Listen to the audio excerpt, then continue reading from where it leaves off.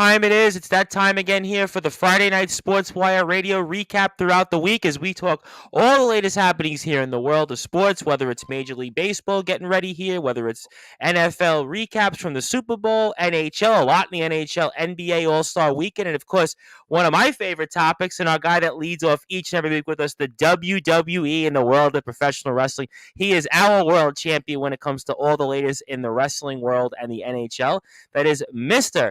Randy Dillon. Randy, happy Friday, my friend. Happy Friday, Tom. One night away from a really highly anticipated Elimination Chamber pay-per-view. I can't recall a pay-per-view this stacked before WrestleMania. I was thinking about that. I mean, maybe the first Chamber, maybe. I think Shawn Michaels, Chris Jericho was in that. Maybe Rob Van Dam, Kane, Booker T. But we're going, 20 years ago, maybe? 20 years ago. Because I know they always have a pay-per-view before WrestleMania. I'm just trying to think, when was a pay-per-view this? I have to go back to 2001 where they had the 2 out of 3 falls match between Steve Austin and Triple H and The Rock versus Kurt Angle. The last time pay-per-view before Mania was this big. Was that the Undertaker and Kane versus Haku and Rikishi on that card? Like that, yeah. And that was Raven, Kane, and the Big Show, I think, right? In a hardcore match? Yeah, WrestleMania that year, yeah. Yeah, that's a long time ago. I mean, 2003, I think, with Elimination Chamber, I think. But then I might be wrong because I might be getting the dates mixed. I might be thinking that was the Survivor Series in Elimination Chamber. Yeah. So you might be right. You certainly might be right. It's been a long time. The fact that we're even having to think this far tells you, and Randy, I had to say, I was listening to Ariel Hawani on SmackDown about 10 or so minutes ago before we went on the air, and is it true that the last time Montreal's won a championship was 1993? I was even thinking, did the MLS team win a championship? But has it been that long? And can, Sami Zayn break the 30-year-long drought for Montreal to have a championship? It's hard to say if Sami Zayn's going to break that drought, but he is the hottest thing I got to say right now going in Canada next to Connor McDavid. I'll tell you that much. The anticipation for this match, I think, the last big match I gotta think happened that had this much anticipation was Survivor Series 97 with Brett and Shawn, just with everything was happening at this time for a big wrestling event. Well, I would say it probably wasn't hyped as much, but Hogan came back on Raw in Montreal against Kurt Angle back in 2005.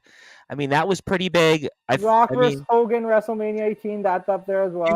In Toronto, though. But yeah. I was thinking even just Montreal. But it's been a while. I do agree with you that it has been a while, that we haven't had this much anticipation. That Montreal crowd tonight has been, which is always historically a loud crowd, is one of the most rowdy crowds I've seen in a really, really long time. I mean, so does maybe the fan momentum kind of carry Sami here? I mean, sometimes in politics, they say that there's waves, and waves sometimes carry people that maybe they're not the most electable or they're the most favored candidate, but they kind of get in. And I'm starting to think here, and I've been thinking this now for about 2 weeks, and I've got a bunch of comments already about this, Randy, that just maybe this crowd and this fan base in Montreal could push Sami over the finish line.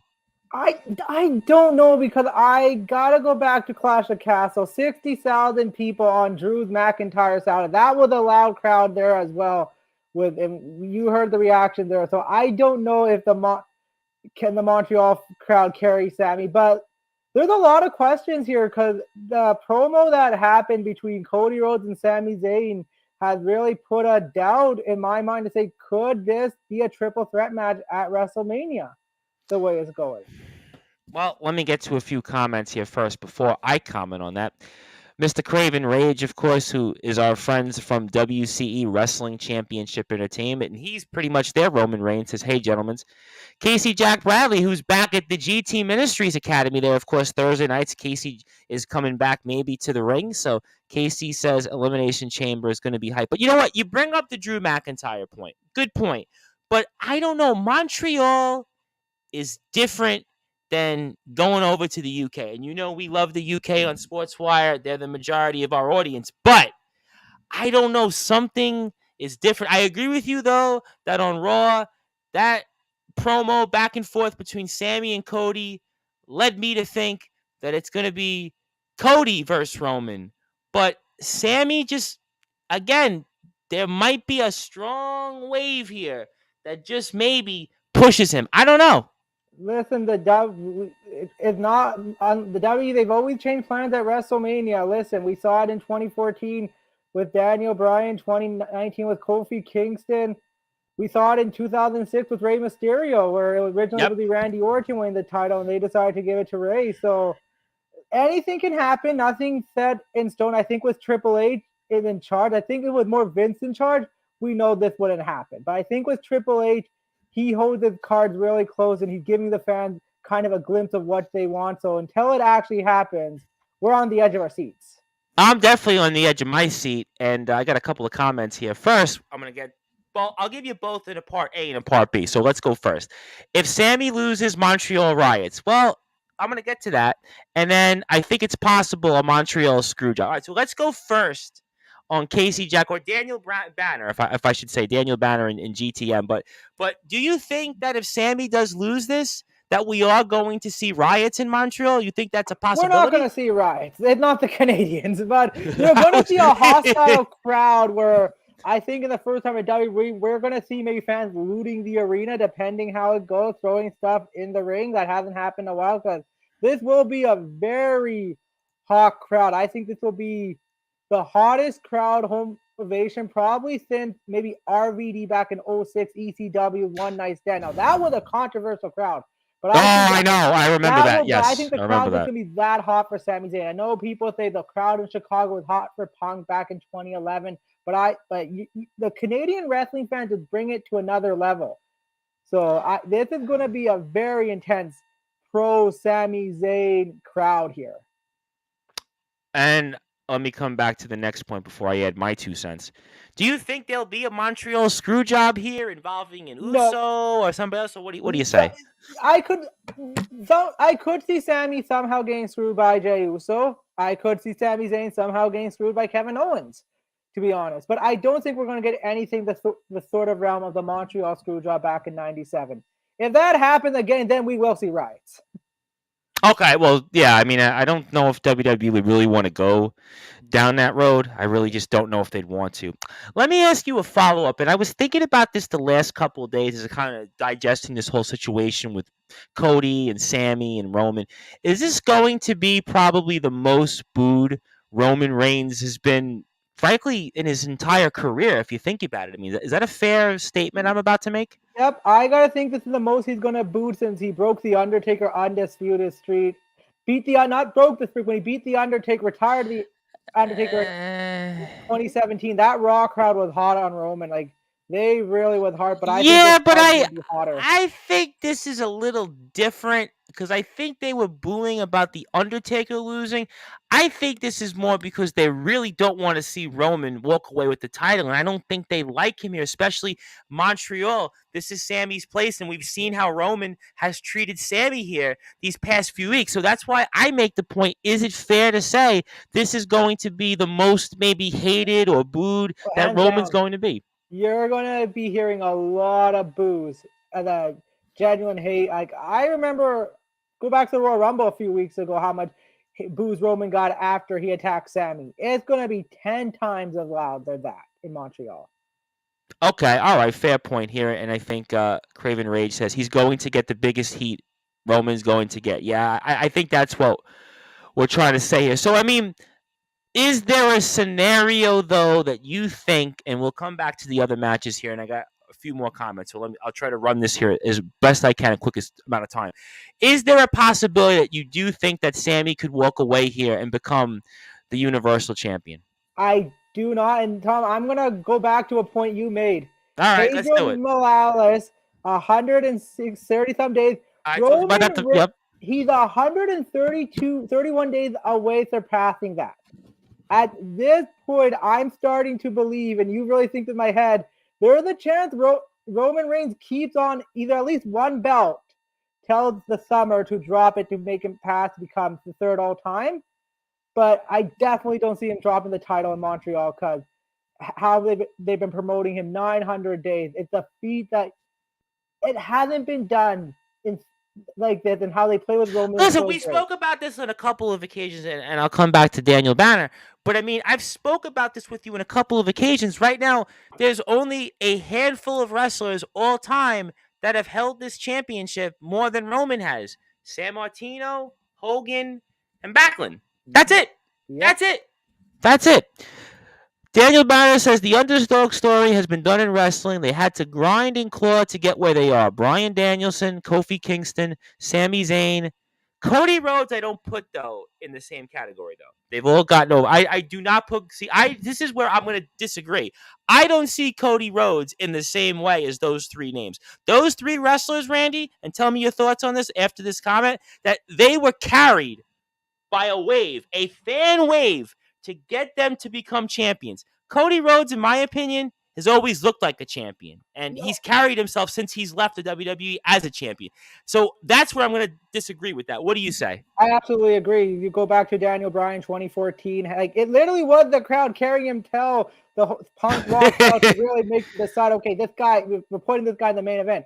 Kofi Kingston, it should have happened, I think, much earlier, but how the crowd, his performance, and the crowd's always been behind Kofi, the opportunity. Same with Sami. Sami's done a lot of great things, always put in some awkward situation. He definitely had that underdog crowd with him. So it's there. And that is something dangerous to have in the world of professional wrestling. Okay, and I have here that Daniel says, okay, yeah, fair point. Yeah, I just don't see Cody in the same breath, because to me, Cody, listen, I know we saw the story with Paul Heyman, and they talked about how Dusty really didn't train Cody, but he's still a Rhodes. He's still a third Rhodes in the wrestling business. So you can't put him in the same breath as the three names you mentioned. That's all. Cody is more to me of a journeyman, I would say. Like, he's more like, I'll give you Ray Bork when he won that Stanley Cup with the Avalanche back in 2001. He's always been there, but he just could never get to that pinnacle. So that's why I put Cody Rhodes in. He's an elite talent. There's no doubt about it. But he just hasn't been able to get to the top. That's a fair point, and I want to bring in Anthony J. Finkel. Says, howdy, great to see the champ ready to... Yeah, I really enjoy you opening. I really think it's been much better on Sportswire that we have you opening, because, some of these guys, they don't know wrestling, they don't know hockey, so it allows us to comfortably talk here for a little while, and also Craven Rage says, I agree with you on that. Okay, so you know what, maybe we'll come back to those things, but what else do you see tomorrow at Elimination Chamber? Obviously, we saw just before this whole back and forth with who's going to face Bianca. I thought that was kind of well done with Asuka, Liv Morgan, Raquel Rodriguez. I mean, we saw Carmella there, and I mean, Natalya, who lost in the opening match with Shotzi Blackheart. But I mean, any thoughts that you've changed in your mind since then? I mean, it does kind of seem like, at least in my book, that Asuka would be the person to face Bianca, although Carmella was on commentary and kind of was annoyingly seemed like she could maybe get that shot. But I mean, what do you think? Yeah, definitely Asuka. I think Raquel's a little far away. Shotzi, you need to build more. Liv, I think they really got to get her up a little bit more. Carmella, definitely, I don't think it's going to be. I love the banter between her and Wade Barrett. That was pretty funny. But the one thing I'm actually really interested now in, the Uncle Howdy and Bray Wyatt calling. Well, I was getting to that next. You read my mind. I was getting to that next, but I kind of wanted to go in chronological order in the segments. But I mean, so we then think the same. Then it's not going to be Carmella. Raquel Rodriguez is really, to me, kind of out of the loop. Shotzi Blackheart, well, obviously with Natalya losing as part of it. No, she didn't get pinned. I don't quite see Natalya. But Liv got pinned the last two Raw and SmackDown, so that would kind of take her out. Although I might have said at the Rumble, she would have been the person. So Asuka by process of elimination then. Yeah. Asuka has the most momentum. She always have had the crowd, and I really like this new side. They have brought her a little bit more sadistic twist version. I think it really works with her style. So there's something there with Asuka. If you want someone to dethrone Bianca Belair and do something with the title to bring attention, I think Asuka is the right person to do it at this point. And I also want to leave in or leave out Nikki Cross, who I do not think has a prayer in this. I don't. No, Nikki Cross is going to do some crazy stuff, but no, I don't think going to come out on top. No way, not after what we've seen from her. I'm going to come back to Brock and Bobby and maybe Bray in a second, but. Daniel Banner says, I say the top three for the women's match will be Liv Morgan, Asuka, and Raquel Rodriguez. Yeah, I mean, I'm going to say Asuka because Liv, to me, got pinned these last two shows, if I'm not mistaken. So that doesn't really seem to me that she's got any momentum. That tells me that she's not going to be there in this at the end of the day. Asuka makes sense because she's somebody that I think would give Bianca a run for her money. I think at this point that's kind of that. And I was kind of wondering on a side point, Alexa Bliss, I guess we're not going to see anytime soon.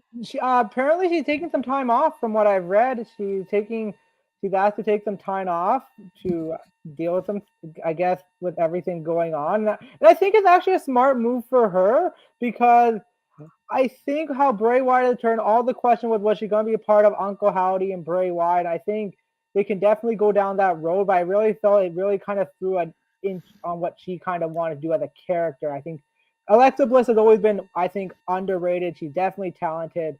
I just feel she had a great run a few years back with the title. Remember, she had a great run as champion. I feel throwing her with Bray Wyatt and Uncle Howdy right now would be the wrong situation because it doesn't work out for her. Then what? You don't really have anything for her. So I think this is kind of the right move for her. That's a fair point. I'm going to come back to Brock, Bobby, and Bray in a second, but let me get two more comments followed up on Asuka.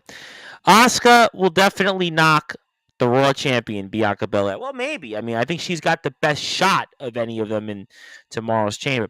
Asuka has been better since she returned to the Rumble. Plus, she brought back her kind of character to the WWE. This is the Asuka everyone's been waiting for. Yes, I definitely think that this new edge that Asuka has is going to be, I think, something that gets her maybe to the top. And we just saw just now that we're going to see a face-to-face between Rhea Ripley and Charlotte Flair, which I'll ask you about Rhea Ripley as well tomorrow night in a second, but I do want to talk about this here. Bray Wyatt calling out Brock Lesnar and Bobby Lashley. I mean, Randy Dillon. I mean, what did you think about that? Because I'm assuming we've now set up one of these individuals is going to square off with Bray Wyatt. And what's your thoughts on this? I think this is beautiful because all the last 2 weeks I was thinking in my head, why is Brock Lesnar and Bobby Lashley happening here? Why not at WrestleMania on the big stage? So this makes sense. And now I'm actually thinking about it. I think it maybe make more sense for Brock to win this if the winner is going to be taking on Bray Wyatt to put Bray Wyatt over the top. Because I feel with Lashley, but the only thing with Lashley, you built so much momentum with him at this point, with everything, him beating him at the Rumble, him now with the Hurt Business. Unless we could see some type of triple threat or maybe tag team or some type of new group, I don't know. But there is a lot of intrigue here.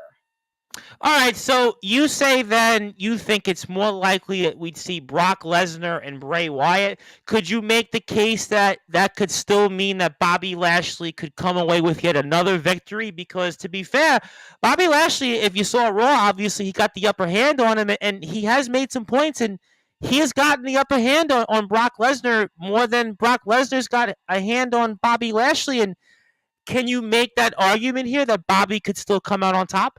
I think Bobby has to come on top. I know I just said recently I see Brock coming up, but the point you made is if Bobby loses, you really destroyed all the momentum he's doing and how they're trying to rebuild the Hurt Business. He needs to come on top. That's exactly my point. He needs to come on top to start making the Hurt look strong and good in this new faction. I think Bray Wyatt costing Brock Lesnar the match is definitely a great way to go because then you push them right into Mania and you keep Lashley going strong.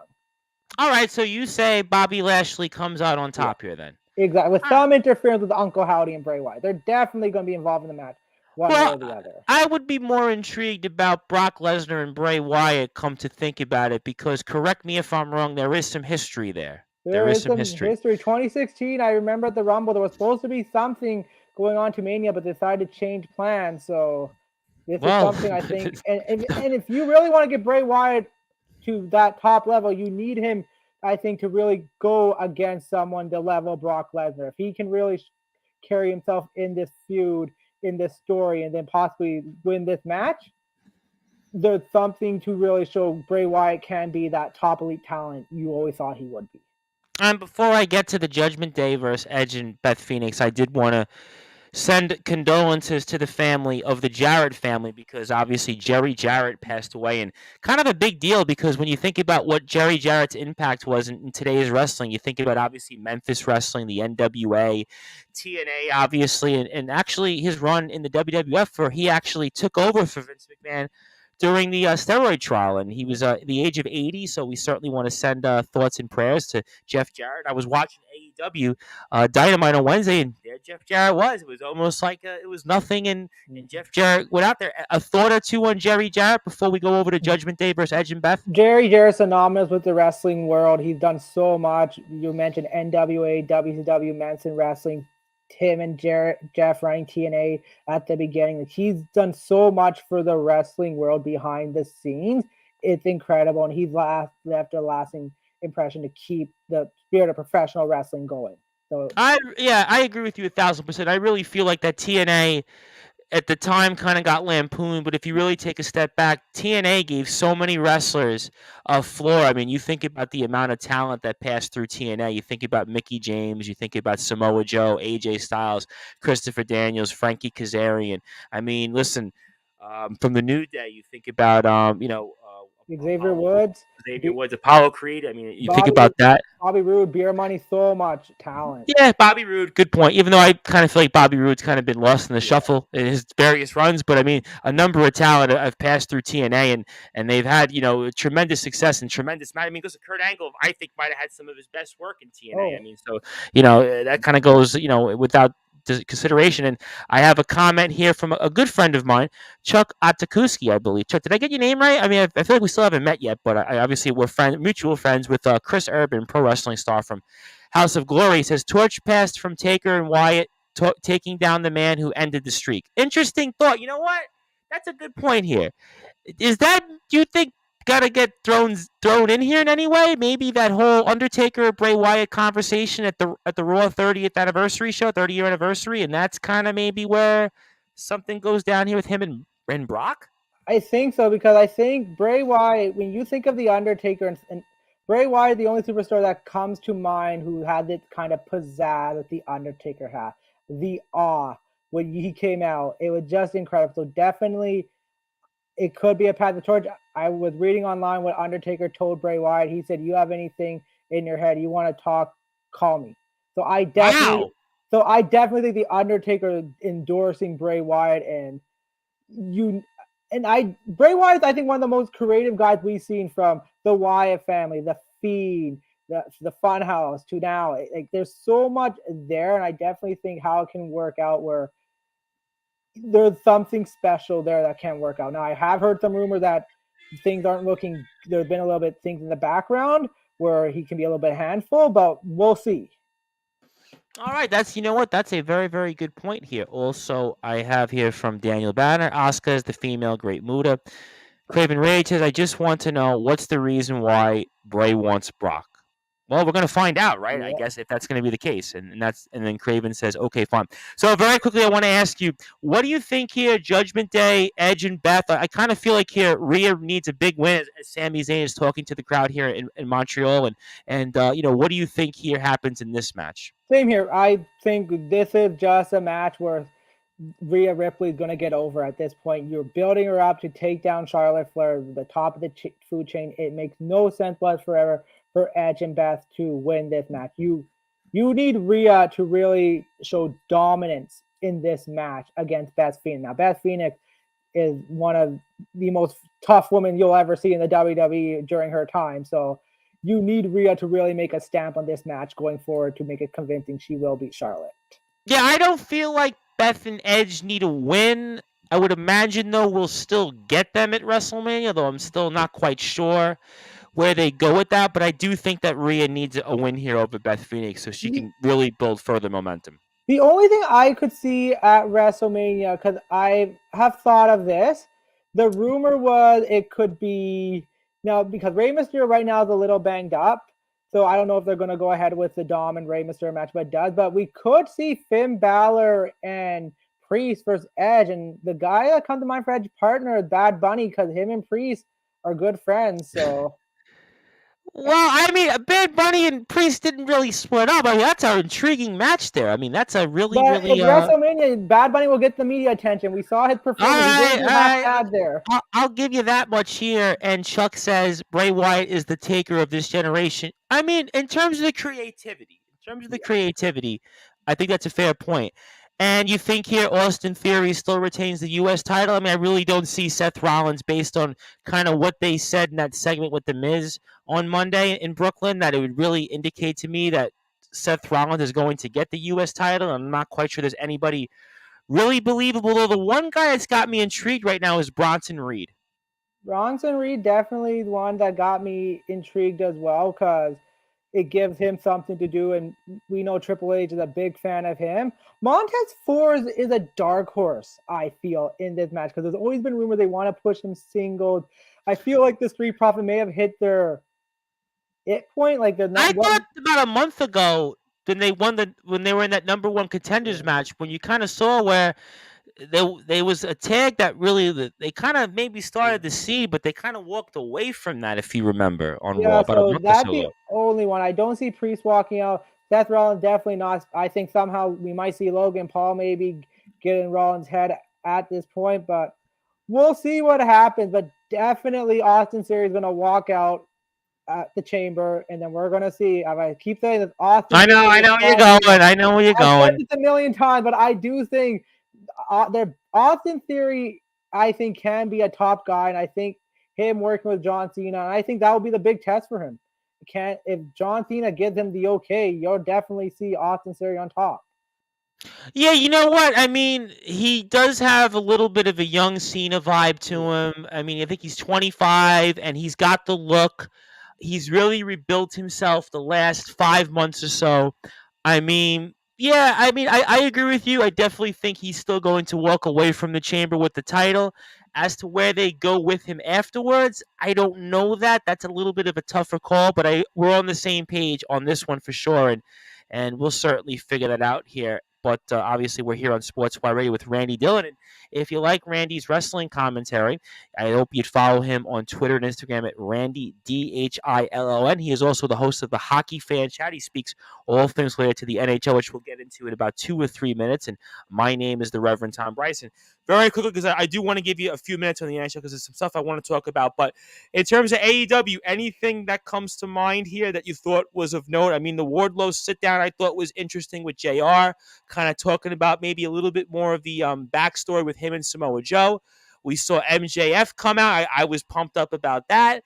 Opening match, Acclaim seemed like they're still going to go after the Gun Club there for the tag team titles. I mean, anything else AEW Dynamite that struck to you? Nothing really in Dynamite. I thought it was a really good episode. I'm really interested to see the Texas death match between Hangman Adam Page and John Moxley because we wanted how much blood is going to be poured out of the two poor guys. But the one thing with AEW that two things I want to quickly talk about AEW in general. Yes, One, let's talk about it. the Sure. rumors still of CM Punk is going to return. I don't understand where this is coming from because Who is it coming from? Who I don't is it? Punk? Is it Punk himself putting feelers out there? I don't know, but the people still saying, and this is people saying close to Tony Khan, he still wants CM Punk back in AEW. Where I feel, No, he no, should. He paid him a ton of money to come in. I mean, and he drew the yeah. three biggest pay per views in the company's history are under his name as the main event. But with the Elite there, I don't see now. Time here is all wounds. We've seen it. Kurt Angle's gone back to WWE. Ultimate Warrior showed up. Brett showed back. Time Hogan does came heal back. Yep. all wounds, but I think it's too close. Now the other thing that gets interesting with AEW, the rumors Kenny Omega may be jumping ship to WWE. They're the strong. Really, Kenny Omega? Yep. Because I feel I feel this is where the friction's going to come because people got remember the Elite is just not wrestlers; they're the EVPs. And once I was listening to Cody Rhodes saying something in an interview, he's saying how me, Nick, Matt, and Kenny we built this place. Mention no one else. Doesn't mention Tony Khan. Us four has built this place, and I really do feel how things are going to AEW, especially if they decide to bring back Punk. I think it's really going to cause chaos there because these are guys you can't let go. These are guys that really allowed you to bring a lot of independent stars because they really got it going in the independent to get. But he's the big box office draw, though. I would remain to say that Punk is one of the few left box office draws in professional wrestling. I would still say that, and I believe the ratings and the few pay per views he was on the cards for, they spoke for that. Absolutely, but I think unless there's unless bygones can be bygones in that situation, there's going to be a lot of turmoil happening. The other thing with AEW, there's been announced Ring of Honor is going to be coming on soon. I saw that. So Yes, I'm the Honor excited for Club. that. Yep, A yep. lot I of saw good that. talent in AEW that's with Ring of Honor that's going to give them a platform, and I hopefully think that will help the storytelling there. Yes, I think there's a number of people that come to mind. Also, let me get to Chuck because Chuck's got a couple of comments here. Sammy, Cody, and Roman, what are they doing there? I think we answered at the top of the show. Randy still thinks that Roman's going to hang on there. He thinks maybe there's a possibility of still going triple threat. I mean, maybe. I mean, at this point, I'm still a believer, Chuck, that right now the fan wave is big enough that I still think Sammy, again, call me crazy. Call me crazy. He's got a shot. I'm not saying he wins it, but he's got a shot here. And Chuck also adds, I hate to say it, but Punk is the only interesting storyline there. All of the other storytelling there is flat. I mean, what do you say to that? I mean, do you agree It's with that or not? it's true because the You thing think with so? I think there's some good storylines in AEW. they I'm in. do, but the one thing with Punk was always there, where a lot of other Good talent point. they would do something and they would get buried off. Where Punk was there every week, so the tension was there to that fact that you could follow what he was doing. Now, I wish they could really pick up the story with MJF to more talk about the bidding war of 2024, because I think that would definitely bring more attention because it would get people on their seats to say where this guy gonna go.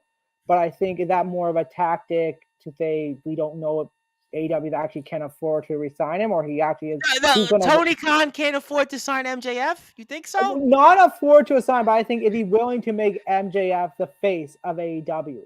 I think Well, that's I where mean, I think is the question where MJF he is the top draw there. I think like at this point, like there's no one who grabbed when you think of AEW at this point, other than the Young Bucks and Omega, it's MJF, and he's someone that can carry this company. If you do not make him the top star, then you're pretty much giving him a reason to leave. yeah, I mean, I don't think it's Moxley. I mean, Jericho, I don't see at this point that way. I mean, Darby Allin could have been, I think, that person, but I think he kind of went down and he's not even in action right now. I mean, yeah, it's a tough call. I mean, Punk to me is the guy. Obviously, that would be Yeah. my answer to that. But Punk, you say is a question mark there. I mean, Chuck brings up the guy that maybe you could have actually built up as the person, Wardlow, and he's not too crazy about the Wardlow We talked storyline. about Warlow. They tore him down, and they tore him down bad. Like you, Oh again, yeah, I think this is the problem with AEW, where we've talked about so much talent, and you mentioned with the or WCW. even Miro. Where's Miro? Somebody mentioned. I was like, yeah, where is Miro? Yeah, like there's a lot. Keith Lee. I mean, what happened to Keith He just Lee? came back, but again, he was Okay. gone for so long. Like Christian Cage will come back there soon, but then it's like, okay, are we gonna see him and Jungle Boy go at it after so long again? It's just like AEW storytelling has a pro. I don't know if the roster or not, but it's just not consistent enough where they have a story for a good few weeks and then they don't know where to go else. And Yeah, I I mean, I guess if I were to say names, theoretically on the women's side, I do think you have Britt Baker, Jamie Hayter, Saraya, Tony Storm, who could also be the faces. I would say that the women's division AEW is very strong, and I do think if you were going to say as an alternative to MJF's draws, I do think the women's division AEW is stronger pound for pound than WWE. He also brings up Brian Cage, like WTF. Yeah, Dan. I mean, if you go on Pro Wrestling Tees, I mean, Danhausen is like the thing right now, which is so intriguing to me. So, yeah, we'll see. Obviously, AEW, listen, Revolution is March the 5th, so we'll obviously talk a lot about it here the next 2 weeks. But well, I got about 10 or so minutes with you. Maybe we'll give you a minute or two extra. I mean, what do you see here in the NHL? I mean, the Rangers have kind of been red hot. The Islanders, I don't know what to make big of win. locally. They got a big Okay. win here. So 5-4, right? They won yeah, 5-4. All right, so let's talk about the locals before we move over to some of the other teams across the league. I mean, Rangers have been red hot. Devils lost yesterday, but are still in a solid playoff position. We'll see what they do at the deadline. And the Islanders, I mean, I don't know what to make of them. They won tonight, but they lose to the Canadians and Senators. They have 4-on-3s in overtime. Vancouver we spoke about last week, and they blow leads there and just basically don't even play. And I mean, I guess because your Capitals are struggling, everybody's in it. But I mean, what do you make of this whole playoff picture right now in the East? The big thing with the East is the teams that you really got to look out for are the Florida Panthers and the Well, red hot right now, which I see your Detroit Red Panthers Wings. jersey. And to go on the Detroit Islanders, 6 in a row, right? Is it yeah, 6 in a six row in a for row. They Detroit? swept Western Canada. They dominate Vancouver and Calgary and survive the Oilers. So definitely they're on a good streak. With the Islanders, though, I told it to Chris Pizzea. Where is it? I in the last game I realized their structure is not there anymore. Where under Barry Trotz, they were a very good structural defensive team. Yes, disciplined team that played almost shut down with the lead. And Very disciplined. Yep. I was watching a little bit of the Islander game while I was at the gym today, and I saw a shift where the Penguins were just doing their thing. Like the Islanders just couldn't come back. It was at the point where 3-2, and it when you're not a structured team and you don't have those structure in place, chaos happens. Now the good thing with the Islanders, Ilya Soroka can clear up those messes, but you're not going to go anywhere. And we talked about the Islanders. They have so many players the same type, no really big game breakers. They're in a big mess. And with the fact that they do have games in, they play the most games, but they play a lot of their opponent. They're in a weird situation.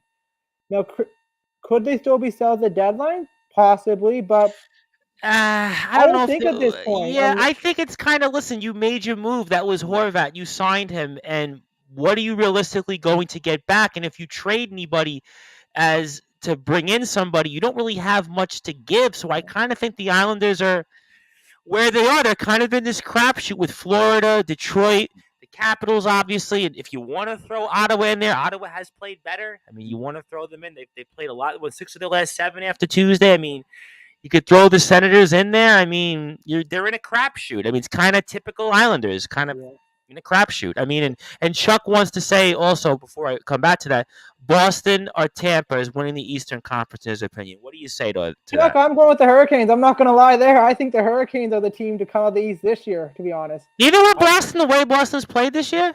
The one thing with the NHL is such a weird thing where teams always can do so well in the season, but they always hit a dip. Now the Bruins. Well, Carolina last year. Remember, Carolina had just what a season, and the Rangers beat them in the second round last year. Now the Bruins are more of an experienced team. I give them that, but the big thing is I think their goaltending relief. Omar has struggled lately, and they've gone with Jeremy Swayman, so that's going to be a question there. I think the Bruins are definitely looking for something to help them on defense. The Lightning, I just feel they're going to run out of gas here. Like but they're the ones with the experience, though. Yeah. They've been there. But hockey's a grueling. We all know hockey's one of the most grueling. The NHL grueling. Their schedule is grueling. The game, the type of game they play. I think eventually for Tampa, they're going to run out of gas. I think this year. Now, the good thing is they don't have a team chasing them, so they can kind of coast. They're kind of locked in either 2 or 3 in the Atlantic. I think they can definitely beat the Leafs in the first round, but if they're playing Boston that second round, I don't know how much energy they're going to have. Yeah, I don't know. I mean, also a couple of points here. Chuck does like the Hurricanes. Chris Pizzea is going to be with us here in a little while. Says Scott Mayfield and Semyon Varlamov are both free agents after this year, so those would be the 2 that would be moved. But do you move them if you are where you are right now? Basically, you're kind of like literally in a yeah.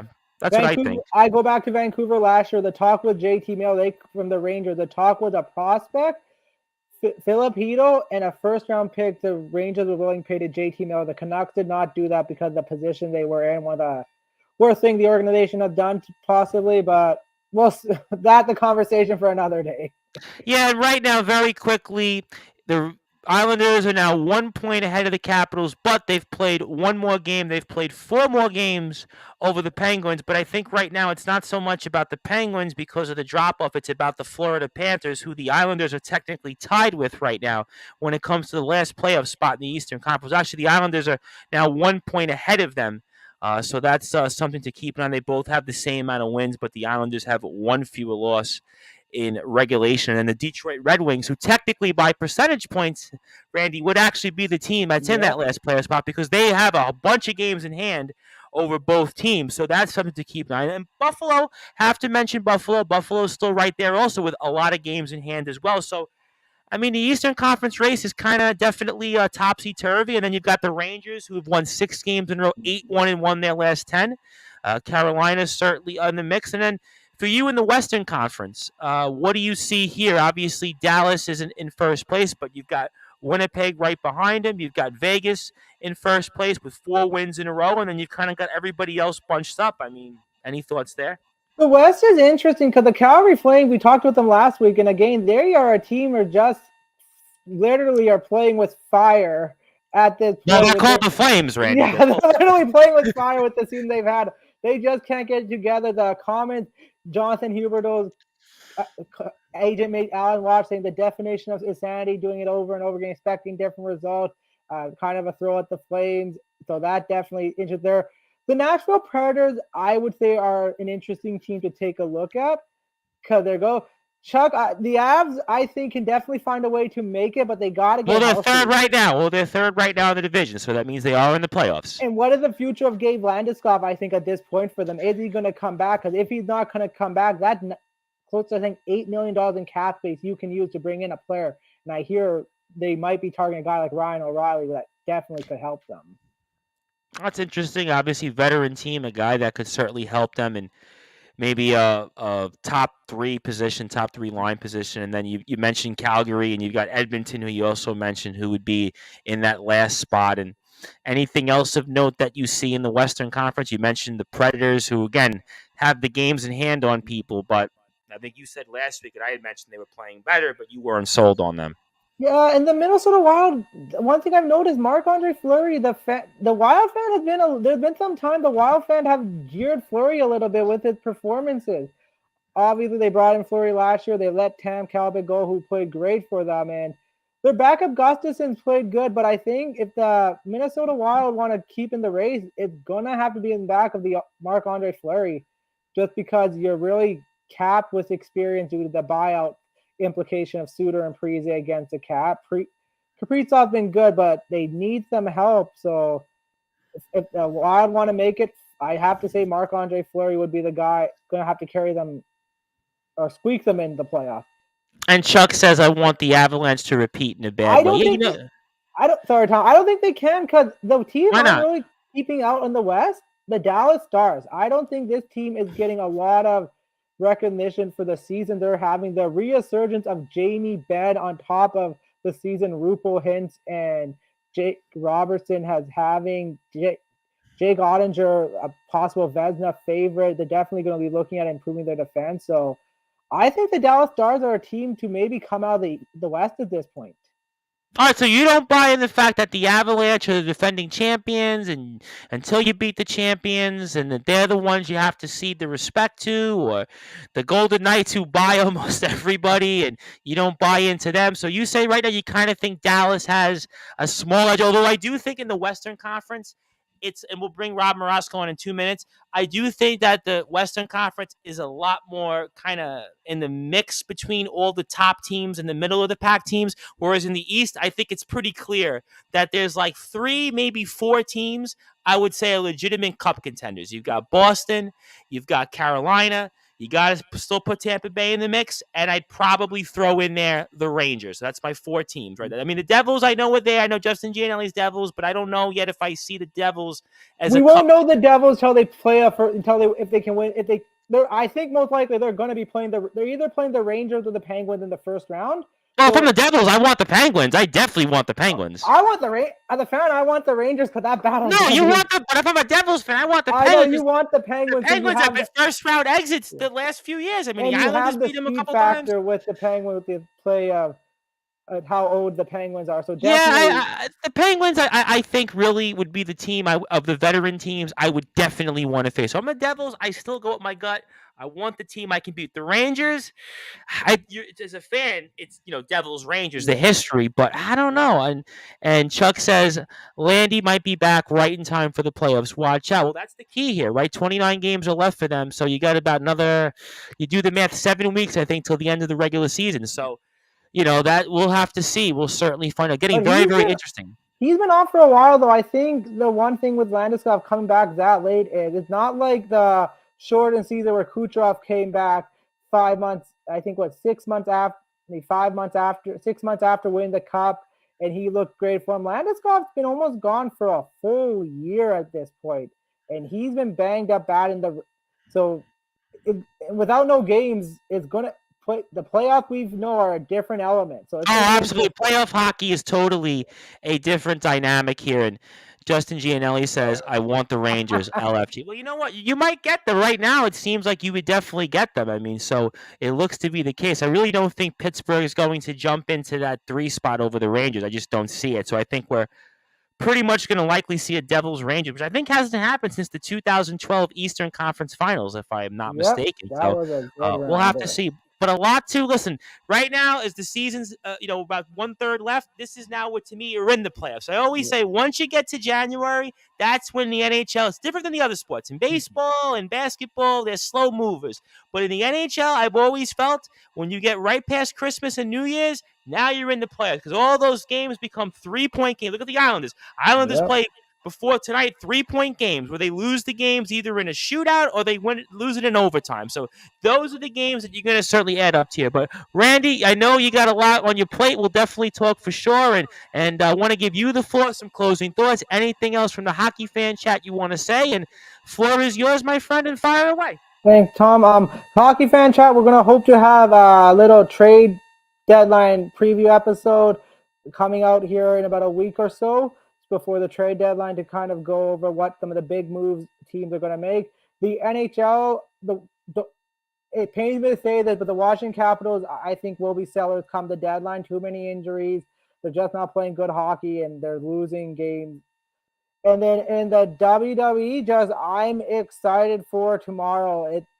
It it's a big pay per view that's happening. Like I said, it's very rare when you have this big of a pay per view card happening before WrestleMania. So it's No, exciting. it's a big one. I tell you what, Yeah. this is one like you said. We were thinking about it, and I thought maybe 2003, but I got my cards mixed. You might be right. 2001, right before WrestleMania, that might have been that was No Way Out. I think that was one of Yep. the No way last. out. That was Yeah. the second to last February pay per view they called No Way Out. Yeah. So that's a good point. All right, so everybody follow Randy on Instagram and Twitter at Randy DHILON, and good stuff. Looking forward to it, and we'll speak with you Friday, unless otherwise.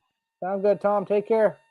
All right, and that was Randy Dillon, and we're joined here by Rob Maraska. And Rob, how are you, my friend? Hey Tom, how you doing? How's everything?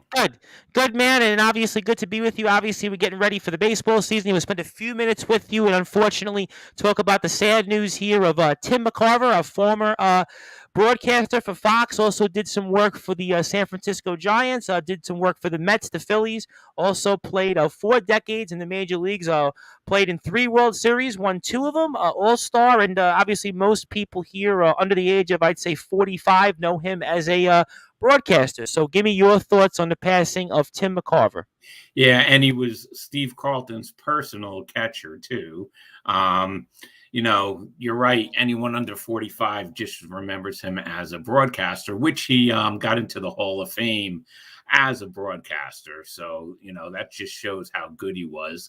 I have a personal story where I was in college, and the Mets had an event in 1985. Young kid. I went there. I had a press pass, and there was a bunch of college stations and regular stations. And Jay Horowitz was only going to pick one college guy to go in there, and the other ones were wearing T-shirts and stuff. I had like a shirt and tie on, and Jay Horowitz picked me, so I got to go in Okay. and interview. Yeah, I got into interview Davey Johnson and Ron Gardenhire. And as I was Oh, leaving, Tim McCarver called me over, and he asked me my name. I told him my name, and he gave me 15 minutes. He called me by my name like he knew me forever, and he just talked to me about baseball for 15 minutes. And I taped it. I have it on a tape somewhere that I have to find. And he was just very, very nice to me, and I always appreciated that. I mean, he didn't have to do that. So I really appreciate that he did that for me. Absolutely, and also he had a 271 lifetime batting average. Actually, led the National League in triples one year, over 1,500 hits, and I had decent career. I mean, he hung around. He played 4 decades. I mean, certainly that's a long time there. I mean, I know most fans would have remembered him as a broadcaster, as you had pointed out. But he had actually an okay career. I mean, think about it: 645 runs batted in, 97 home runs, 271 for a catcher. That's not too bad at all. And he was actually runner up for the MVP in 1967. That's kind of a neat stat there. Yeah, not bad. I mean, I remember when I was a kid. It was just unbelievable that he played baseball in the 50s, Yep. 60s, 70s, and 1980. It he played for the Phillies, of course. He also played for Boston Red Sox for a while too, and the Yeah. Cardinals. So, pretty decent catcher and a great broadcaster. It was fun listening to him broadcast the Met games with Kiner and Steve Zabriskie. I don't know if you Okay. remember Yeah, I him. don't know Steve Zabriskie. No. They were an excellent team. He also Fran Healy from Sports Yep. Channel. If you remember Sports Oh Channel, yeah, I mean I don't really remember Sports Channel, but Fran Healy I remember a little bit. Yeah, I remember yeah, Fran Healy. and McCarver with Kiner and Zabriskie. I mean, they always had you laughing. Kiner making all his mistakes and McCarver just going with it. It was funny. So he was a great broadcaster for the Mets, decent player, and really to me he was a Yeah, good guy.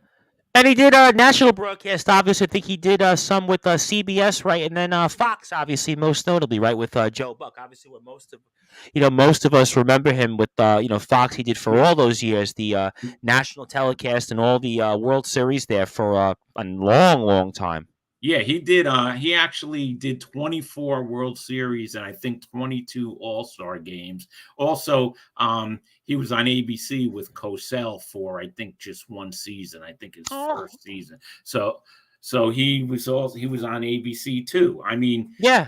he holds the record for World Series announcing for 24 World Series. So That's impressive. That's an impressive stat. I mean, here's a guy, and Chris Bazea is going to be with us here in about a little under 10 minutes. Says, played 4 decades, and you think about it, 4 decades he played the game, and I believe he broadcasted for 4 decades also. So if you think about his run in baseball, an over 50-year run in the game, you think about it, almost uninterrupted, pretty much went right from the catcher's plate, home plate, right into the booth there. And I think had a little bit of a period broadcasted for the Phillies and then broadcasted for the Mets, I think, until the late 90s, I want to say, on the WWOR broadcast here in New York. And then most notably, he might have did a little bit with the Yankees, too, I think, he right? Did he did. do a little Yes, bit? he did. I think 3 years Couple with years, the yeah. Yankees, He was something with like the that. I want to say early 2000s. I do Yeah, remember him with the Yankees. I remember him doing some Yankee stuff because Fox 5 had the Yankee broadcast for a little while. I'm pretty that's sure right. after WWOR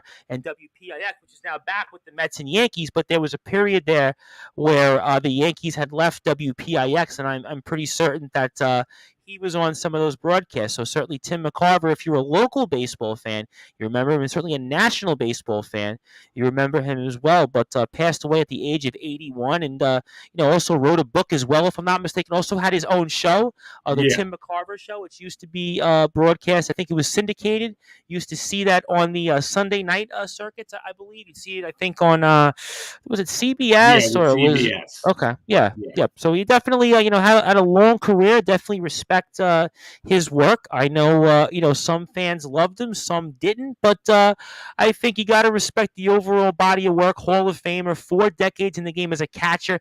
Very few people play 4 decades as a catcher. I mean, I think of maybe what Carlton Fisk played 4 decades, and anybody else. I don't know if I could think of anybody else that played 4 decades as a catcher, and he was able to play at least in the modern era. So you got to give him a lot of credit for that. And anything else here that comes to mind as we get ready for the baseball season of note? Well, I know a lot of Met fans are kind of smiling, but I'm not. Jacob DeGrom, it's already starting with him in the Texas Rangers. Day one he has some problems, left side stiffness, and you know what? The Mets probably dodged a bullet with this Yeah, good contract. point. Yeah. Um, because I don't wish, I don't wish him ill like a lot of people. I'm reading stuff on Twitter. I definitely don't wish him ill, but I think the Mets, like I said, dodged a bullet already day one, injured, got to be reevaluated. Well, we talked about that here on Sportswire, and obviously as we get ready for the regular season next month and we resume further baseball talk. I mean, here was a guy that, what did he have, a dozen starts in the last 4 years? You think about it, 20, 21, 22, and what did he have?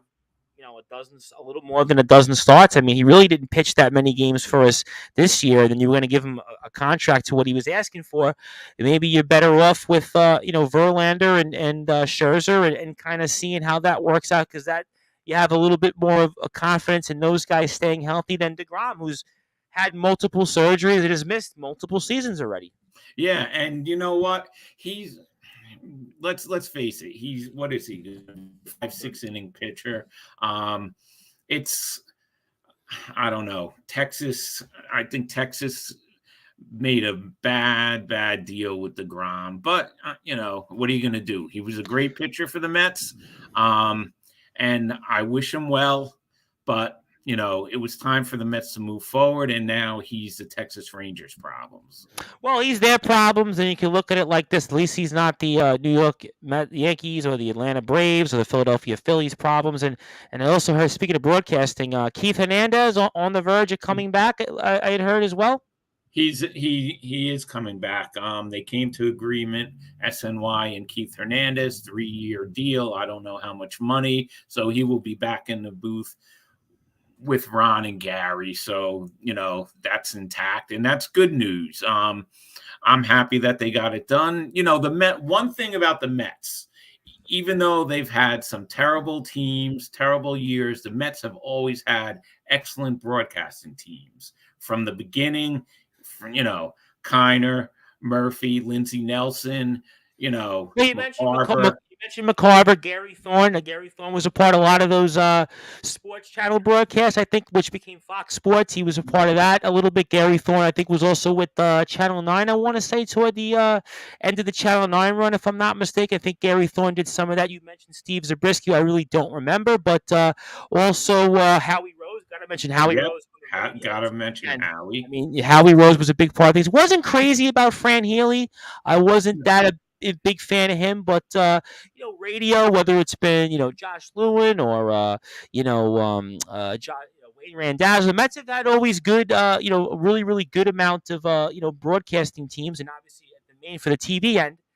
Gary, Keith, and Ron. Kevin Burkhardt obviously did some work for us on the sidelines. So, Mets have always had good runs of broadcasters. They've needed it because the teams haven't been that good at times. Yeah, they really have, and they've had broadcast teams that have stayed together for a long time. Gary, Keith, and Ron. And what's so interesting about that? Obviously, Keith and Ron played together for a number of years, and Gary's been in the Mets organization, and obviously we certainly you mentioned Bob Murphy as well, God rest his soul, and obviously the Mets have certainly had a great run here, and we're looking forward to that. WBC is going to be starting in play, and everybody's getting ready to go down there, and as we go along, we'll have a little bit more baseball talk throughout the season here. So I want to give you the floor. Anything else on your mind to share? Want to let you plug your social media as well, and floor is yours, my friend, and fire away. Yeah, real quick, I just wanted to mention a couple of the rules changes. Have you seen those bases yet? They don't look like bases. They look like pizza boxes. They're so big. Well, you might need one. I saw them today. I did see the permanent rules change on extra innings. I think some fans, I'm sure yourself included, not too thrilled about that one. No, I'm not happy. I'm not happy about that one. I've been complaining about that since COVID. I still think it's ridiculous. Major League Baseball having the ghost runner start at second in extra innings. It's ridiculous. That's not baseball. They're ruining baseball with all these stupid rules, but we'll get more into that during the season. People could reach me on Twitter at R. Maraska and on Facebook, Rob Maraska. All right, excellent stuff there, Mr. Maraska. Obviously, we'll certainly see about these rules changes. I guess Major League Baseball is doing that because these games drag on, and fans sit in these games. They're there 4.5 hours in June and July, and they probably maybe that's the only other thing I could see as to why maybe they do those things. But look, it is what it is. Hopefully, we get a good baseball season. And listen, we're not that far away. Today is February the 17th, so that means we're just around the corner. And before Chris Pizzea comes on here, he likes most of the rules changes. So Chris likes most of them. I'm assuming he, like you, probably doesn't like the extra innings change. I would imagine that would be where he falls. But I'm sure we'll hear that from Chris on the Talking Rivals show and much, much more from him. So, my friend, good to hear from you. We'll definitely talk with you next week, and stay well there out there. Okay, thanks, Tom. Catch you next week. All right, and that was Rob Maraska here, our longest tenured analyst, talking about all things related here to the world of Major League Baseball. And we are now joined by some of the guys here. I've got, looks like without a screen, we've brought him on. Billy McInerney, who's going to try to turn his camera on there. You might want to turn that. There you go, Billy. You got a full bearded Billy McInerney there. Billy, how you doing there, buddy? Good. How are you? All right, not too bad. Obviously, wanted to, while I wait for these other guys, maybe get a couple of thoughts on the New York Rangers from you because, boy, the Rangers, we were speaking with Randy, and we were talking about the Rangers and Devils possible playoff preview there, and we were asking from maybe Justin's standpoint. He said he wanted the Rangers, and where do you fall on that? I mean, is that who you want, the Devils? I mean, I think we're pretty much almost locked into it, and give me your thoughts on the Rangers right now and their impressive run, to say the least. Yeah, I mean, first of all, I do agree with you that we're locked in on Rangers Devils right now. The Devils are 5 points behind the Hurricanes. I don't think they have the juice to catch them. Rangers are 9 points ahead of the Penguins. So I think you're pretty much locked into the 2-3 matchup being Rangers Devils. I like it. I'm a big fan of anytime you get those rivalries in this playoff, especially the first couple of rounds, kind of gets things going. It feels like teams that play a rival early usually go deep in the playoffs. Tampa and the Lightning, the Panthers played each other the last few years in the playoffs. Yep. Like went to the Cup Finals. So I think that's always important. And I think just, hockey is still a very regional sport, and the Northeast has to be involved in the NHL to be successful. And the Rangers and Devils are such big rivals that The Devils haven't been back in the postseason much since the they will be a lot now with the core they have. But yeah, I think, you got to get through 4 good teams to win, especially coming out of the East this year. There's no easy matchup in the East. I mean, the Rangers are the 6th seed in the East, and they're better than any Western Conference team. So it's going to be but yeah, I want the matchup. I think it's a great matchup. I don't think there's any easy matchups in the playoffs. So let's get going with, an interesting matchup early. All right, well, we'll certainly see. And we're joined by Chris Pizzea, the host of the Liftoff Jets show and the Talking Rivals. Will play the Liftoff Jets during the weekend. And Chris, we'll wait for these other guys here for a few minutes. And I mean, Islanders, we talked about with Randy conversely, and Islanders are kind of in this crapshoot with the Panthers, the Red Wings now, and the Capitals. And I mean, give me your thoughts on where we are with the Islanders. The Islanders do come from behind, get a big win, down 2 goals. You were there Tuesday, and kind of a frustrating week though overall for the Islanders. Yeah, absolutely. They had lost 3 or 4 in a row, and 3 in a row. Yep. Yeah, and they're just wasting points. They're just giving points away. And yeah, tonight was a big win for them. It keeps them in the race. But you know what? Everybody around them all have games in hand on the Islanders, right? They all got like 3-4 games. Washington's got 1. The Red Wings have, I think, 5, if I'm not mistaken. 4. They have 4. Like yep. And Florida, though, at least doesn't have any games. Right. I think they're the only one. Yep. Buffalo has 4 games in, so everybody near Buffalo has 5 actually. They have 5. Detroit has 4. Yep. Yeah. So that's not right. What's that? Pittsburgh has 4 on them too. Yes. Yep. Well, Pittsburgh, I think, is kind of good for the Islanders. Pittsburgh's actually above these teams, so that's actually good for them. So it's they're tied with the Islanders right now. They're both at 63 points, so they're in that mix. Yeah. But Pittsburgh will get that, let's say, 7th seed, and then it will come down to the last spot between Florida. Detroit has won 5 in a row. Buffalo, I mean, what a season Buffalo's had. And then the Capitals, who Randy is a Capitals fan was talking about, and he wasn't too impressed with the Capitals right now. He thought the Capitals might be sellers, and maybe that takes them down a notch.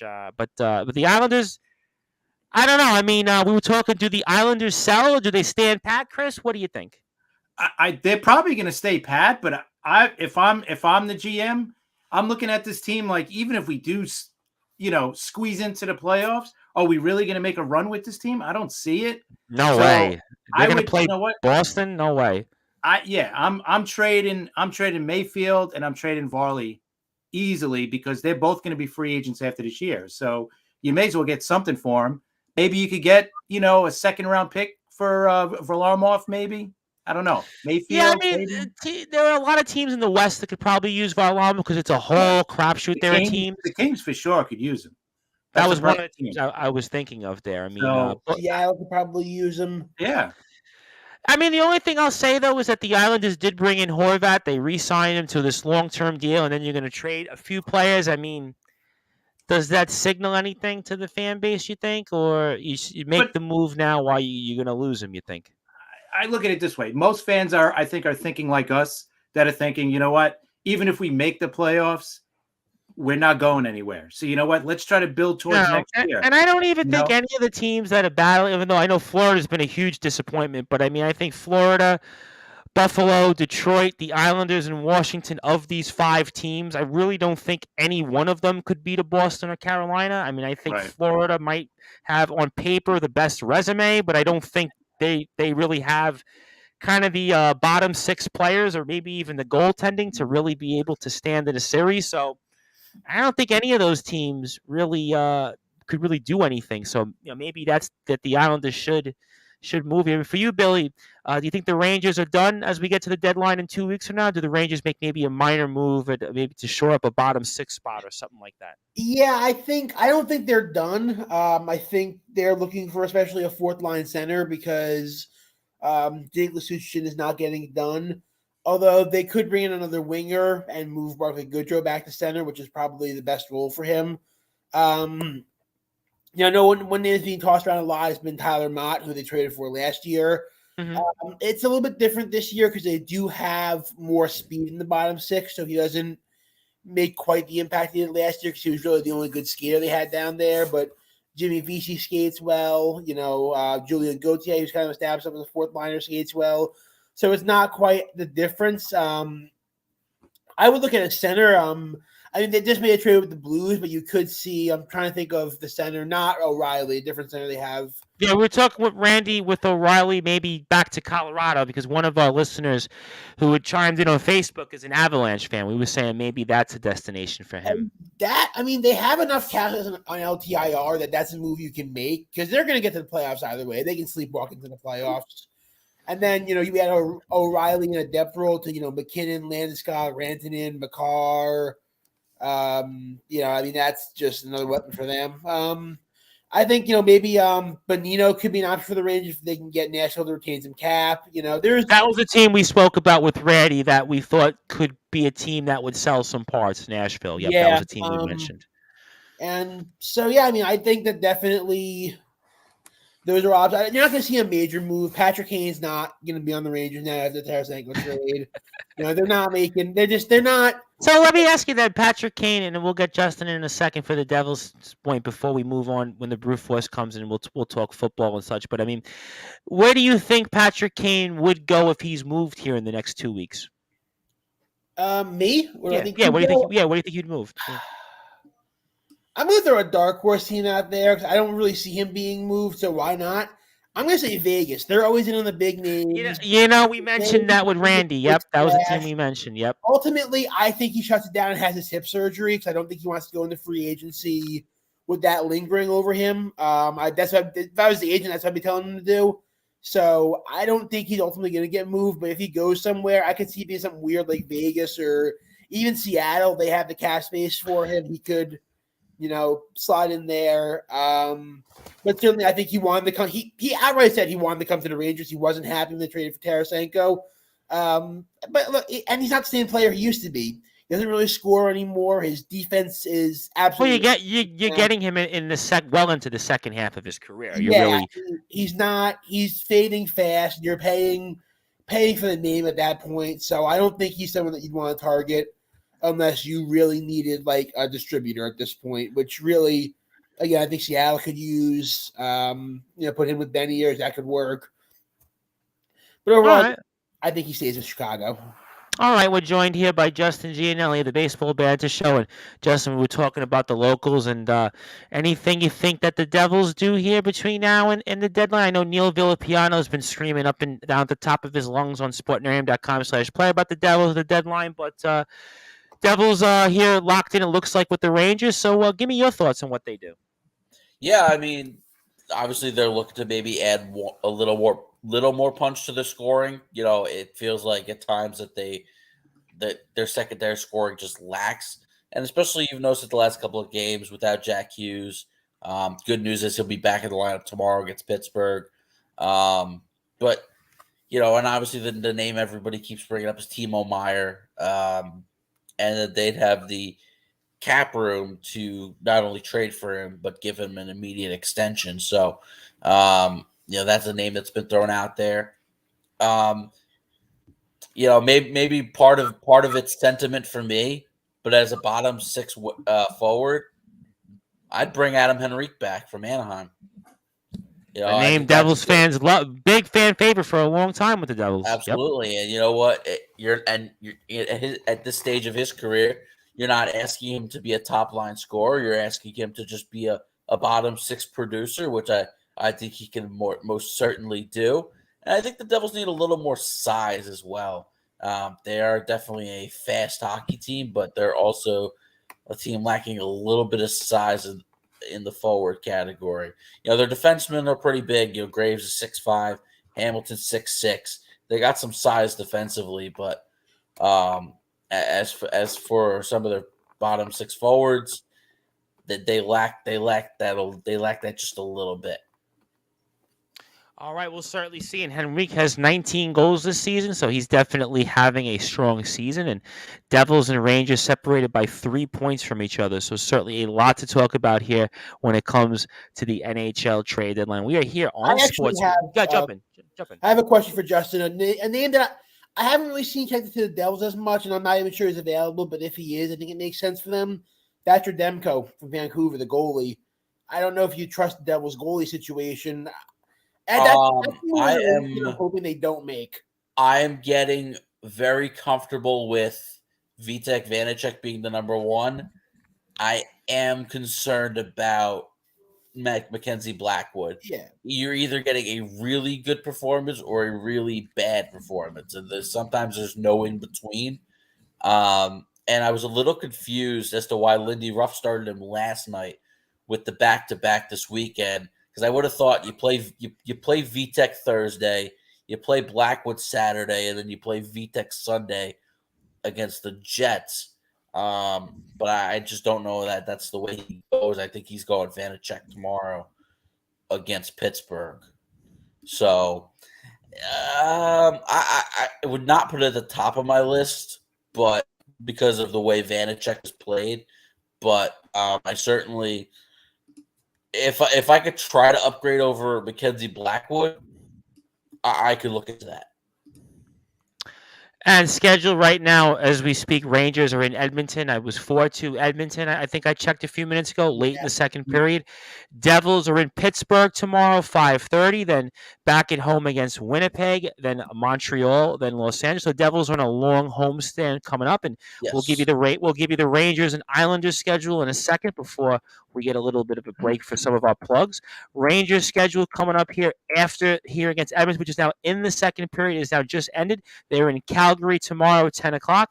Back at home against Winnipeg, who's playing the Devils the night prior. And Rangers-Red Wings on Thursday. Very, very interesting matchup because the Red Wings are red hot right now, and they're one of the teams in the mix for that last playoff spot. That's Thursday. Then Saturday, they're against the Capitals, and they have Ottawa, who's played a little bit better as well than the Islanders schedule for Islanders fans like myself and Chris. And thanks to the Crack staff for giving us all this information here. Islanders tomorrow are in Boston.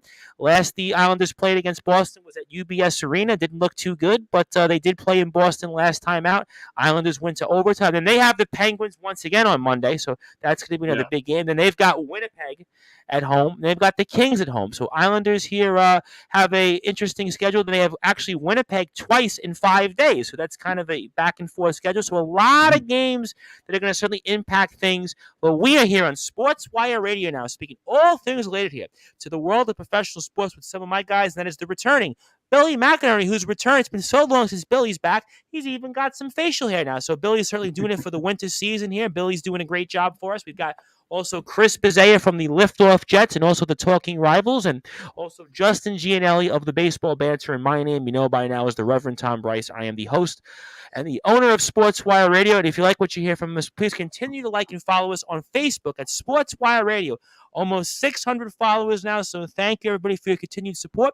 YouTube at Sportswire Radio, well over 100 subscribers, new subscribers each week for us. I appreciate that. We have one of our interviews up there, just got 500 views, so a lot of new people out there. Really appreciate that. I also want to give us a plug for sportnarium.com/player, where 24 hours a day, 7 days a week, 365 days a year, we play content from all over the world, whether it's talk, whether it's music, whether it's sports, you name it, we play it. Please go listen to all these shows where you'll hear the baseball banter, where you'll hear the Talking Rivals, the Liftoff Jets, the Devil's State of Mind. You name it. You name a sport. You name a genre. You name a thing. We played. Also want to give a big shout out to John Gonzalez of the Sports Authorities Group. He'll be with us here in a little while. Obviously, give a big plug to him. Also want to give a huge shout out to one of our upcoming and new supporters here on Sportswire Radio, and that is on YouTube, Connecting People Through Wrestling. That is from a good friend of mine, Chris Parkhurst, and Chris is the cameraman for our friends over at the Wrestling War Zone. And the Wrestling War Zone is a company run by a friend of mine, Darrow Johnson, in the state of California, and we're doing some content with them. We interviewed 3 of their wrestlers over the past couple of weeks. They have a big show coming up on March the 11th. We'll be playing a big role with that because we'll have an announcement later this weekend with that. So I want to give a big shout out to Chris Parkhurst. And Chris has got the guy, if you're a wrestling fan, he's always got the sign of Connecting People Through Wrestling, and he's all over the place at all the different shows. So please support his page on YouTube at Wrestling Community, Connecting People Through Wrestling. Give him a follow on his page on Facebook at Chris Parkhurst. Over 7,600 people follow him. So I was talking with Chris yesterday, and he was talking about doing some stuff here with the Wrestling War Zone and streaming some of our interviews, maybe some content here with us onto his page. So that'll give us some new eyeballs, some new fans. And we're here right now speaking all things related here to the world of professional sports with Justin Gianelli, Chris Bizzea, and Billy McInerney. And as we wait for the Brute Force, Brad Weiss, and we'll come with him and get his thoughts on the Super Bowl, I got to ask you guys then. I mean, what did you think of the big game this year? Was the holding a holding? And give me anything else, and I'll go with Billy first. We haven't heard from Billy in a while, and give me your thoughts on this year's Super Bowl. Yeah, first of all, I thought it was a great game. It was, sometimes you get, games that are even tight games are just boring. This one was exciting. You didn't really know how it was going to play out. Last year's game was yeah, okay. I'm thinking back to when Carolina just demolished the Broncos. Oh my God, that was the Met. Was that the MetLife game? Oh, no, that was the other game. 50. No, MetLife. I think it was Patriots. But you're right though. Denver got demolished at MetLife Stadium to Seattle. Oh, okay, that's right. That's right. I apologize. Legion of Boom. Yep. Yeah. Point. But it was I thought it was a good game. The holding call, I know Chris is probably going to disagree with me here. Coming next. I didn't think it was an egregious hold. I thought not calling it would have been okay. But I didn't have an issue with the call. He did, especially with the right hand, give a little bit of a pull. Like Bradbury said, you commit the penalty, you're hoping you get away with it at that point in the game. I look at it, he gambled and, he lost. And I can't say he played it badly. It's just, sometimes it can call, sometimes it's not. I don't think it would have been a terrible non-call. I don't think it was a terrible call either. I think Bradbury knows, that's the game. Sometimes you get away with it, sometimes you don't. And that time he didn't, unfortunate timing for the Eagles. And, All right. I mean, I got to ask you then, Chris. Obviously, I mean, I thought they shouldn't have called it, me personally, even though in our picks I had the Kansas City Chiefs. And I had thought, speaking with a couple of different people, it's so tough to make a call like that in a spot like that. But, I mean, walk me through what you're thinking, what's on your mind. I'm sure we're going to hear quite a bit about it in the Liftoff Jets show tomorrow on Sportswire Radio. But, I mean, just give me your thoughts on the game, impressions of the call, and if they should have called it, and anything else on your mind. Yeah, no, the game was great. It obviously didn't end the way I wanted it to, but it was definitely a great game, high scoring. It came down to, like in a tight game like this, three things come to mind in a game, in any sport, right? Sure, sure. Coaching, obviously, turnovers, and special teams, and all those three things came into play in this game, and all to the Chiefs' advantage, right? Coaching, you could see at halftime They adjusted. Yeah, they they made the adjusted. adjustments, and Eagles had no answers whatsoever for their adjustments in the second half. And then the fumble in the first half, the Hurts fumble Right that for a went back touchdown. Yep. The brutal that fumble. cost them right there. And they were driving too on that one, so they had the momentum. And then the other one, special teams, the big punt return that turned into 6. So I thought the punt return really was, to me, if I would have said, we'll get the other guys here thoughts in a second, but if I really thought where the game changed was the punt return. Yeah, definitely. Absolutely. Bad punt, and then he just took it back. What was it, 60, 70 something yards? So Biggest punt return in Super Bowl history, if I'm not mistaken. Yep, it was the longest. Exactly. So yeah, and then at the end, the hold. Yeah, it wasn't an obvious one, but it was a hold. He even admitted to it after the game. He says, "Yeah, I held him." I did see you post that on Twitter. Yeah, I saw that. And you know what? And I think it was Patrick that told me that. You know what? He brought up a good point, and he said he had heard it that most times when you're playing against a team that has the white jersey, you wear the white gloves, so it doesn't stick out as much that you're holding on to them. And I was like, oh, that makes a lot of sense. If the guy's wearing a black jersey, you wear your black gloves.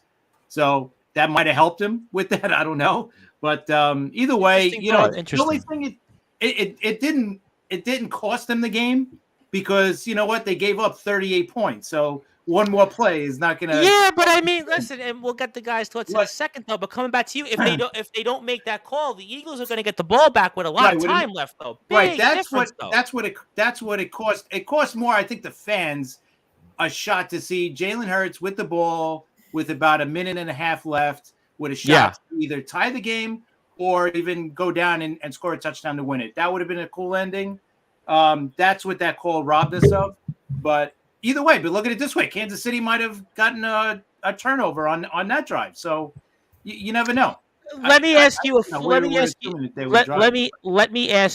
a follow-up here, and I'll get to Billy McInerney on Ryan O'Reilly to the Maple Leafs later on. But let me ask you, though, because there was 6 seconds left, if I'm not mistaken. I know this was a side point. I didn't really hear anybody talk about this, but there was 6 seconds left, and I'll get Brad and Justin's thoughts on it in a second. But there was 6 seconds left. Could you hypothetically, considering where you were in the field, could you have thrown something an out route maybe for 10 or 15 yards and maybe attempted something a little closer? I kind of thought that play there really was like a terrible call, really. I mean, you had any thoughts on that? I agree. They probably had some kind of a trick play in mind maybe at first, but it didn't look like it manifested. So it was just. But you have enough time to throw something to the sidelines. You could get yourself a little closer. I think so. A quick throw, and maybe he gets out, and then maybe you got 1 second left to throw your 60-yard bomb. I think they calculate it usually because we hear this, and usually, like, if you can get a play out in 4 seconds, basically, if you get those 10 or 12 yards. I just thought, possible. I agree. Okay. You know what? I listen. They had 6 seconds to go. 70 yards or whatever it was. No shot at that. So, but yeah, you're right. I think that would have got him a little closer, maybe to throw your Hail Mary, and maybe you get a pass interference call or something, but. But either way, great game, man. It was one of the greatest balls we've seen. Yeah, I mean, I really enjoyed the game. I mean, I know Billy brought up before we come to Brad and Justin. I was thinking, obviously, last year's game was close, but it kind of was slow at times, and the Bucs and Chiefs game really wasn't that good. I mean, Eagles Patriots I thought was a great game. I mean, certainly the Patriots Falcons, obviously Seahawks Patriots, and some other games weren't so good with Denver being involved in it. And then you had, obviously, San Francisco and Kansas City was a decent game. But the Brute Force Brad Weiss, obviously good to be with you, my friend. I figured you were out in a basketball court somewhere doing something big out there. But obviously we'll get to the official NFL standings board here in a second. But wanted to recap the Super Bowl for us before we go into the offseason. And I mean, impressions of the game. Obviously, speaking a little bit of these different scenarios, and just give me your thoughts. Was it a holding? Did you like the call? Would you wanted something different those last 6 seconds? And give me anything else you think of as the Kansas City Chiefs do win their second Super Bowl here in 4 years and their third appearance in 4 years over the Philadelphia Eagles. Yeah, what's up, guys? What's going on? Just definitely another great night. Excited, even though a lot of pressure on me right now, but I'm very excited for pressure. You mean pressure on you? I mean, listen, the Golden Eagles had pressure on Tuesday playing a game that was pressure. This is not pressure, Brad Weiss. No, but what I'm going to say is this. First of all, let me relieve some pressure by stating some facts and doing some housekeeping at first. I first want to congratulate John Gonzalez for getting the Super Bowl wrong. All right, and not listening to me, because you deserved it. All right, you deserved it. You didn't listen. All right, you should have listened. You were all talking about all this education and how I can't give education lessons. Well, you should have listened. All right, because I was right. All right, and I want to make sure John Gonzalez knows that I was right. He was wrong. He did all these picks well, but he didn't get the biggest game right. So that's number one. I had to take care of that. Now, number two, to talk about the Super Bowl. Obviously, it was a great game. I really thought Jalen Hurts played absolutely amazing. I liked the way he played. I know he had the fumble. The guys mentioned it. But besides that, it was really his only blemish. I mean, he had a lot of great plays. He only punted once in the entire game. Only one punt, I think. Yeah, I mean, he was fantastic. For him to go out like that, like a young, inexperienced player in that Super Bowl and play at that level was quite impressive.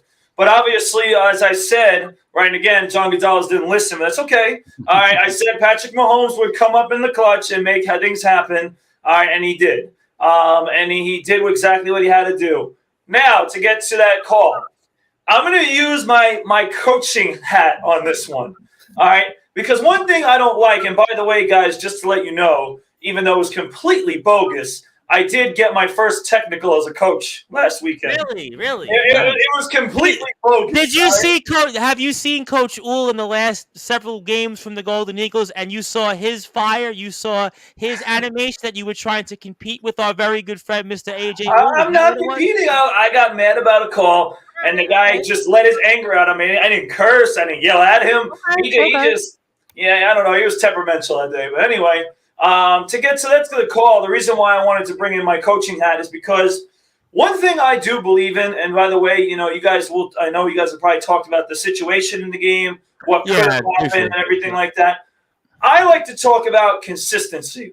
Like, when it comes to throughout the game, you can be making the same call on the same exact looking plays, and they didn't do that. And then they go into the biggest moment and they make the call. Right? Like, you have to be consistent in your reffing. Like, if you're not making the call all game, guys are grabbing onto each other, little light grabs, light touches, like during the game, and you're not calling that, but all of a sudden you make the call in that situation.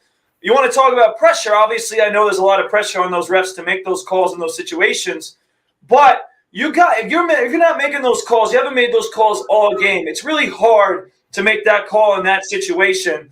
And then, really, I'm not saying per se cost the Eagles, even though they would have had an opportunity. But, I mean, it kind of was like, is it really the right call?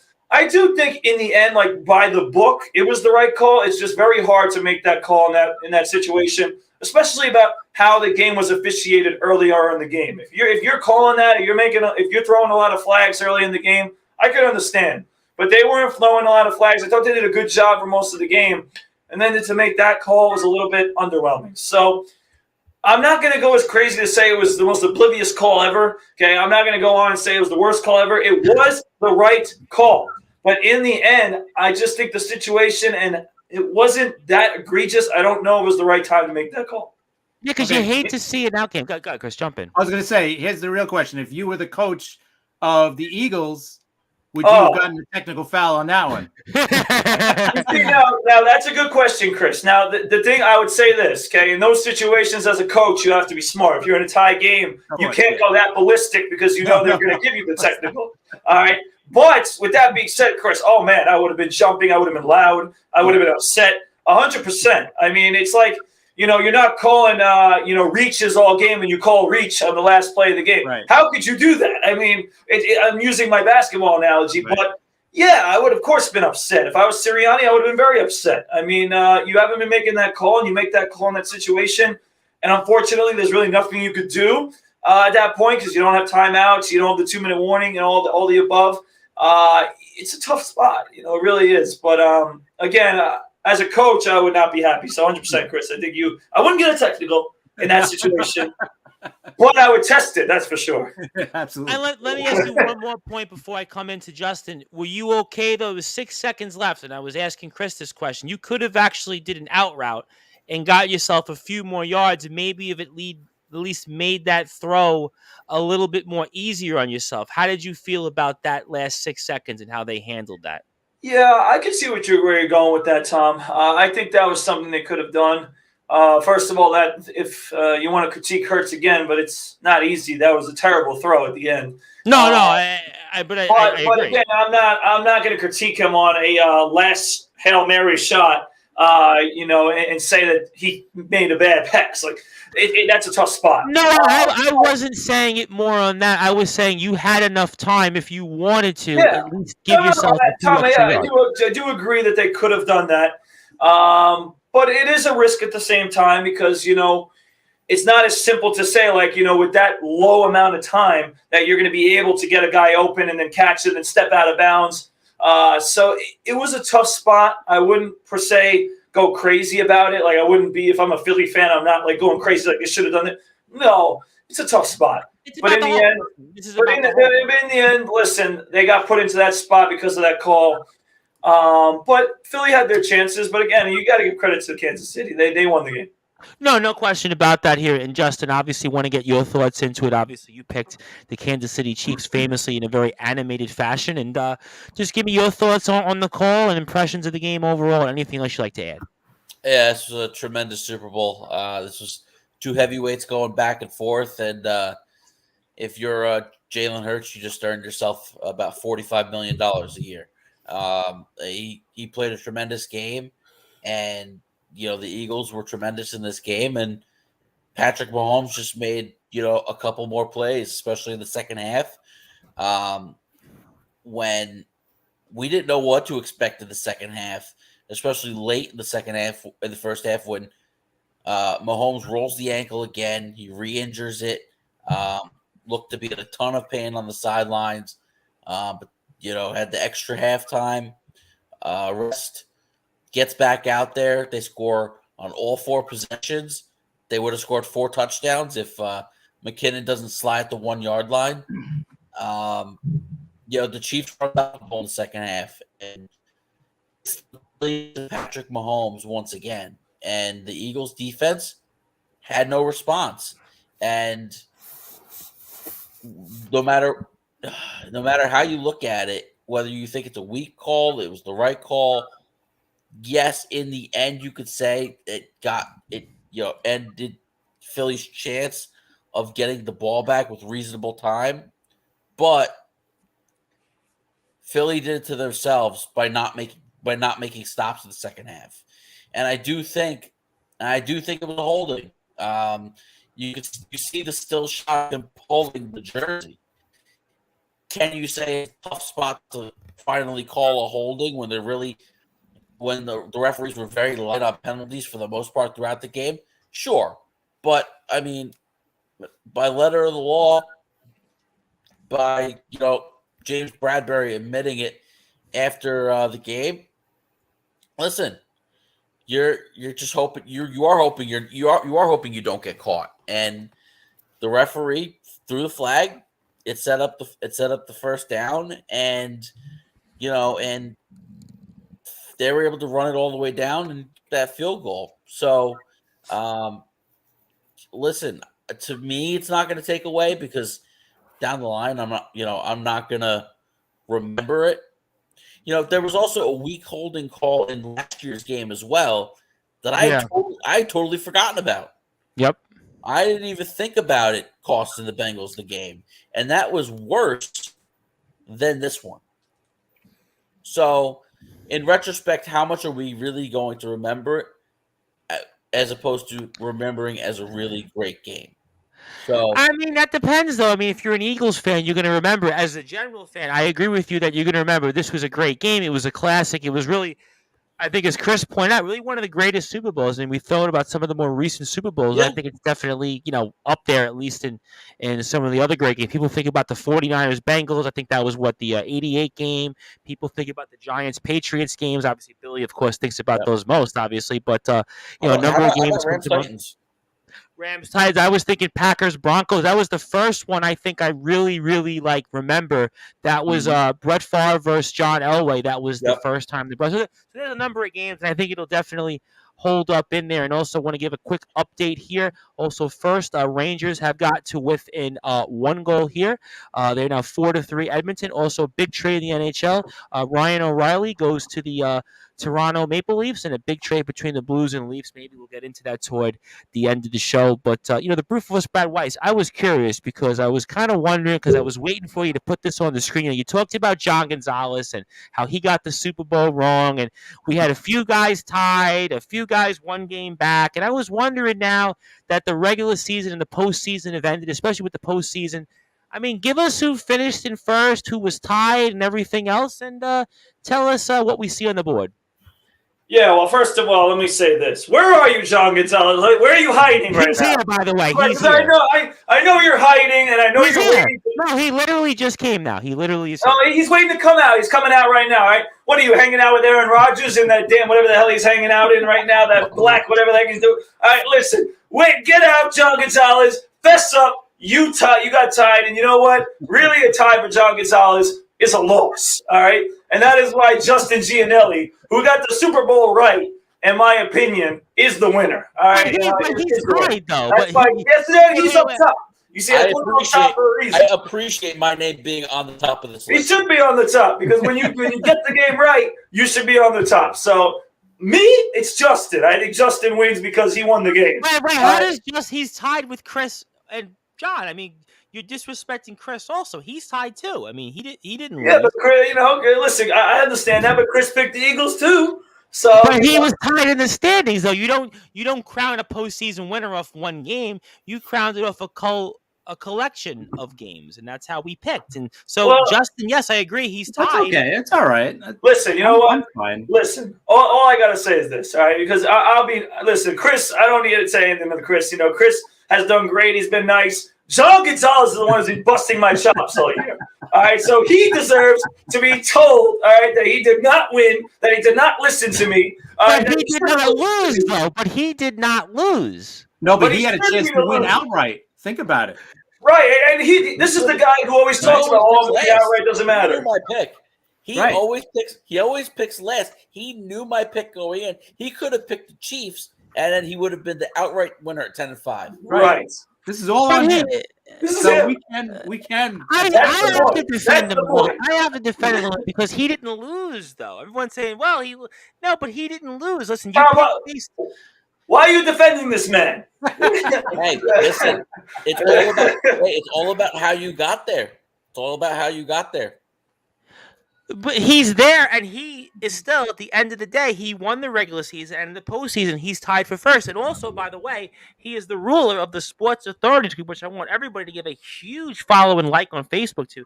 Almost 4,000 members strong. But I just want to say, listen, congratulations certainly goes in order to Justin and Chris, but John, too. I mean, he's tied. I mean, he was tied. I mean, listen, you know what? You want to give some congratulations, by the way, because let's not give no congratulations to John Gonzalez. He lost, all right?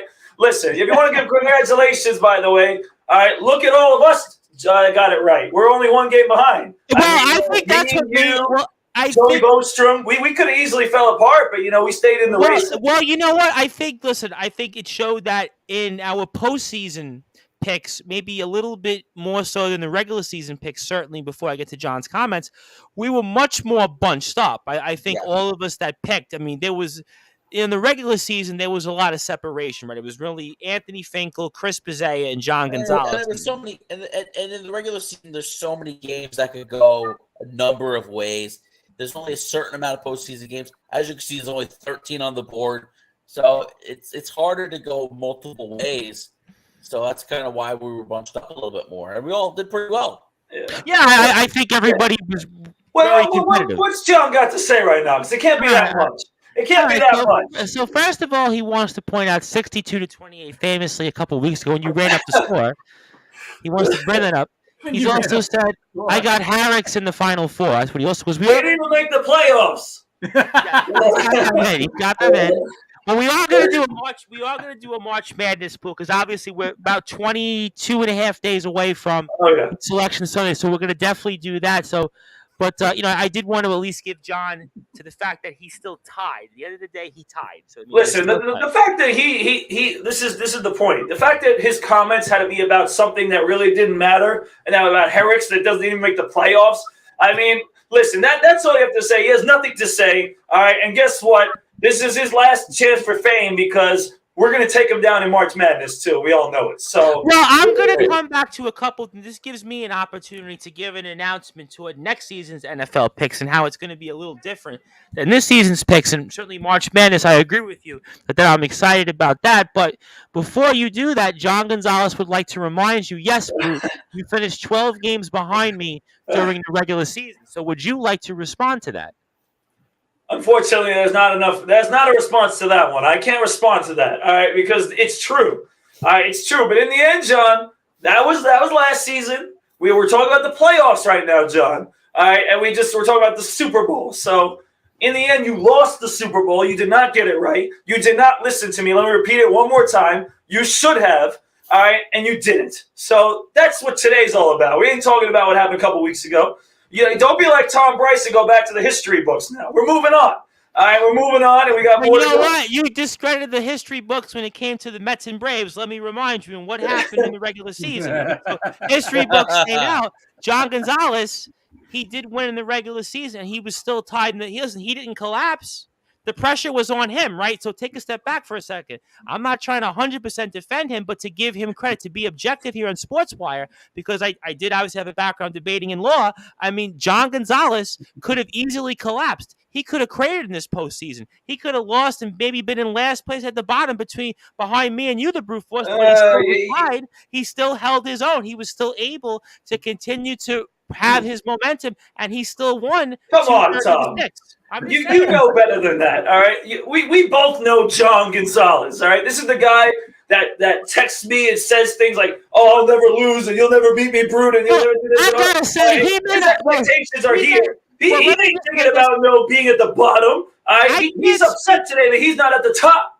Now, I can't speak for how he might text some of the other guys here, but what I will say is that he don't text me like he texts you. He's always very complimentary, always very collegial, always very engaging. I mean, I don't know. Maybe you're getting a different. Hey, listen, that's what happens when you're rivals. You talk a little trash. But listen, he's got it on me. What I'm saying is, we know John, and we know that John wanted to be in first place by himself. He is not happy about this. But you know what? Listen, you know what? I can't speak for him, but he did finish tied for first place. But he wants to say, before I make my announcement and give a shout out, I am definitely transitioning. I'm focusing on March Madness now. I will regroup. Okay, so he's sort of partially acknowledging that. So he's partially acknowledging. So I mean, listen, March Madness, if he wins the March Madness tournament, you're not going to hear the end of it, because this should be Brad's wheelhouse more than anybody, right?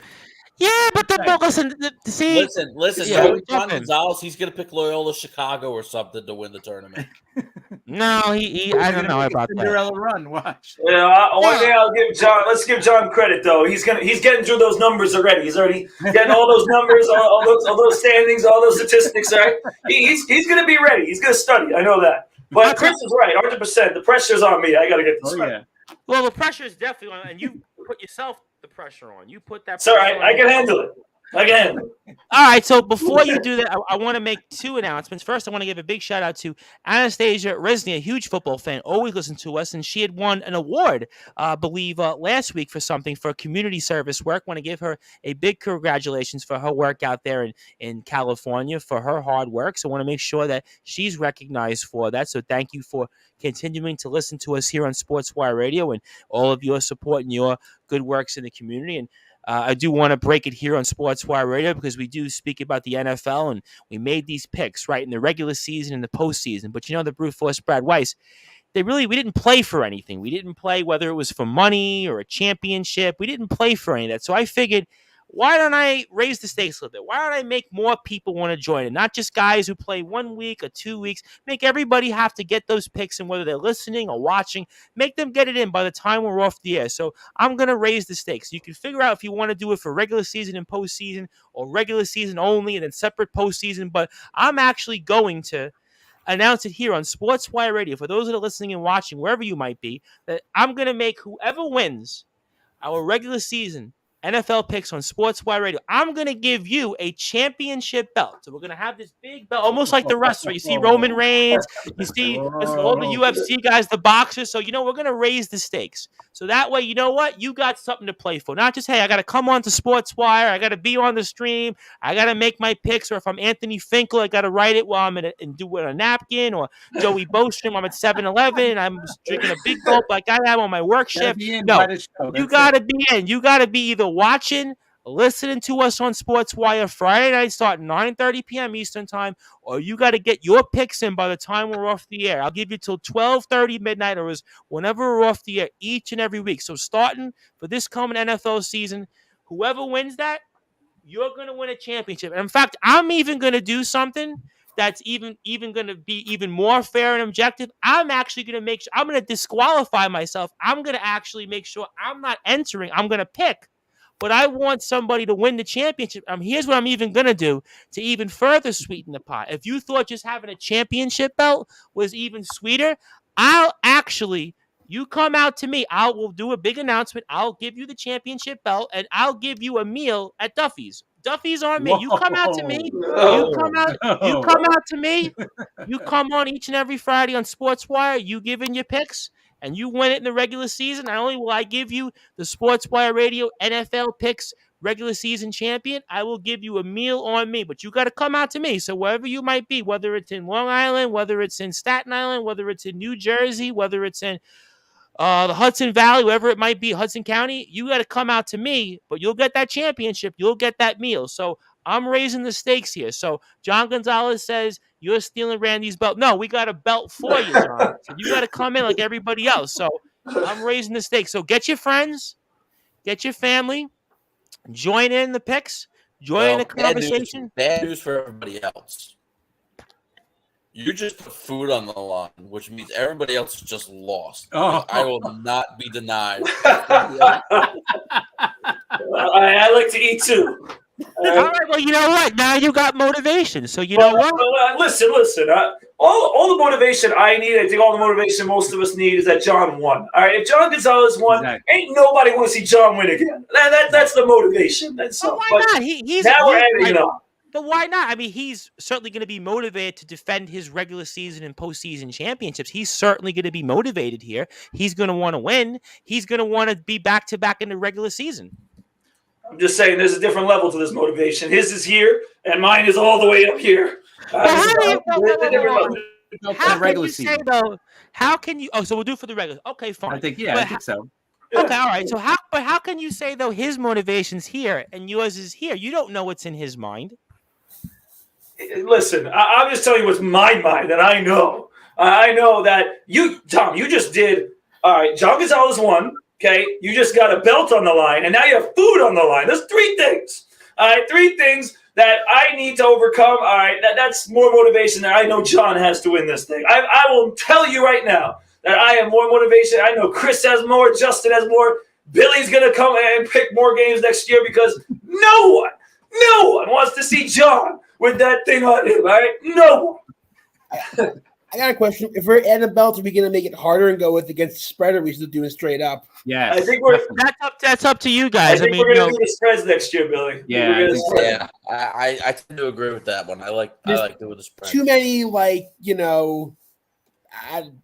too many Texans Chiefs games. Everyone's going to pick, Yeah, absolutely. I think we're going to do the spreads next year. We're going to make it harder. And you know what? We'll make John Gonzalez sweat it out a little more. He's going to have to do some more research. He's going to have to do more statistics and all and that. Here's the thing, too.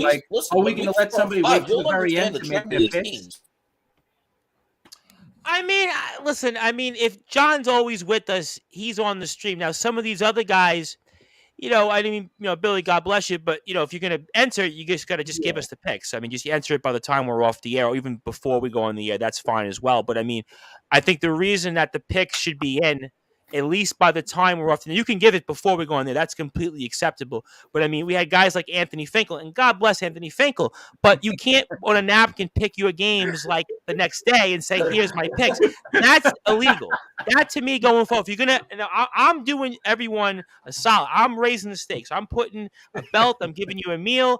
You got to be at least entering your picks by the time we're off the air. So And I we think could at the call very that the least, Finkel rule too, if you want. Yeah, we should call it. Should we call it? all right, I'll call it the Finkel rule. I mean, I whatever rule you want to call it. I just think there should be some guidelines. So if you want to add a picks in terms of the spread, I'm fine with that, whatever way you want to do, but there should be some level now of competition, some urgency. So that I think that's why, look, the regular season this year, we didn't play for anything, but it was our first time doing it. So now, you know what, you have motivation, you have some incentive, you have things that you want to be able to go and pick. And now, okay, I got this as well. I got to go now, be on Sportswire's picks. I got to listen to us Friday nights, 9:30 p.m. Eastern. If you're not a football fan, join the conversation.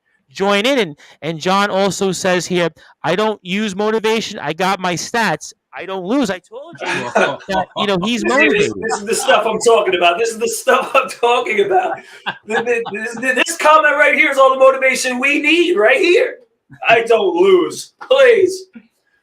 We'll see. All right. I mean, look, and he also says he wants a Plainview JFK Hawks t-shirt. That I got to make happen. I will. I'll make All that right, and I want to give a shout out to a guest upcoming on Wednesday who's welcome to enter in. Although he's a big professional wrestler, so I don't know if he's really focused on NFL picks. But that is Mr. Skulls here, and Skulls is always with us here. The Soul Collector, Skulls here, and Skulls got to give him a big shout out because he posted my clip of him where I was talking about he was collecting souls for lunch. So maybe if Skulls enters the NFL picks for the regular season and starting in September, maybe he'll collect the bounty and the championship belt and the meal. But he's in California, so he'd have to fly to us. So if he wants to do that, that's his call. But that's the announcement. So if you just missed it a few minutes ago here on Sportswire Radio, we are going to have for next season for our NFL picks, we're going to crown a regular season champion officially with a championship belt and a meal at Duffy's here in my side of the woods here in the North Shore of Staten Island. So you come out to me, you have a meal on me.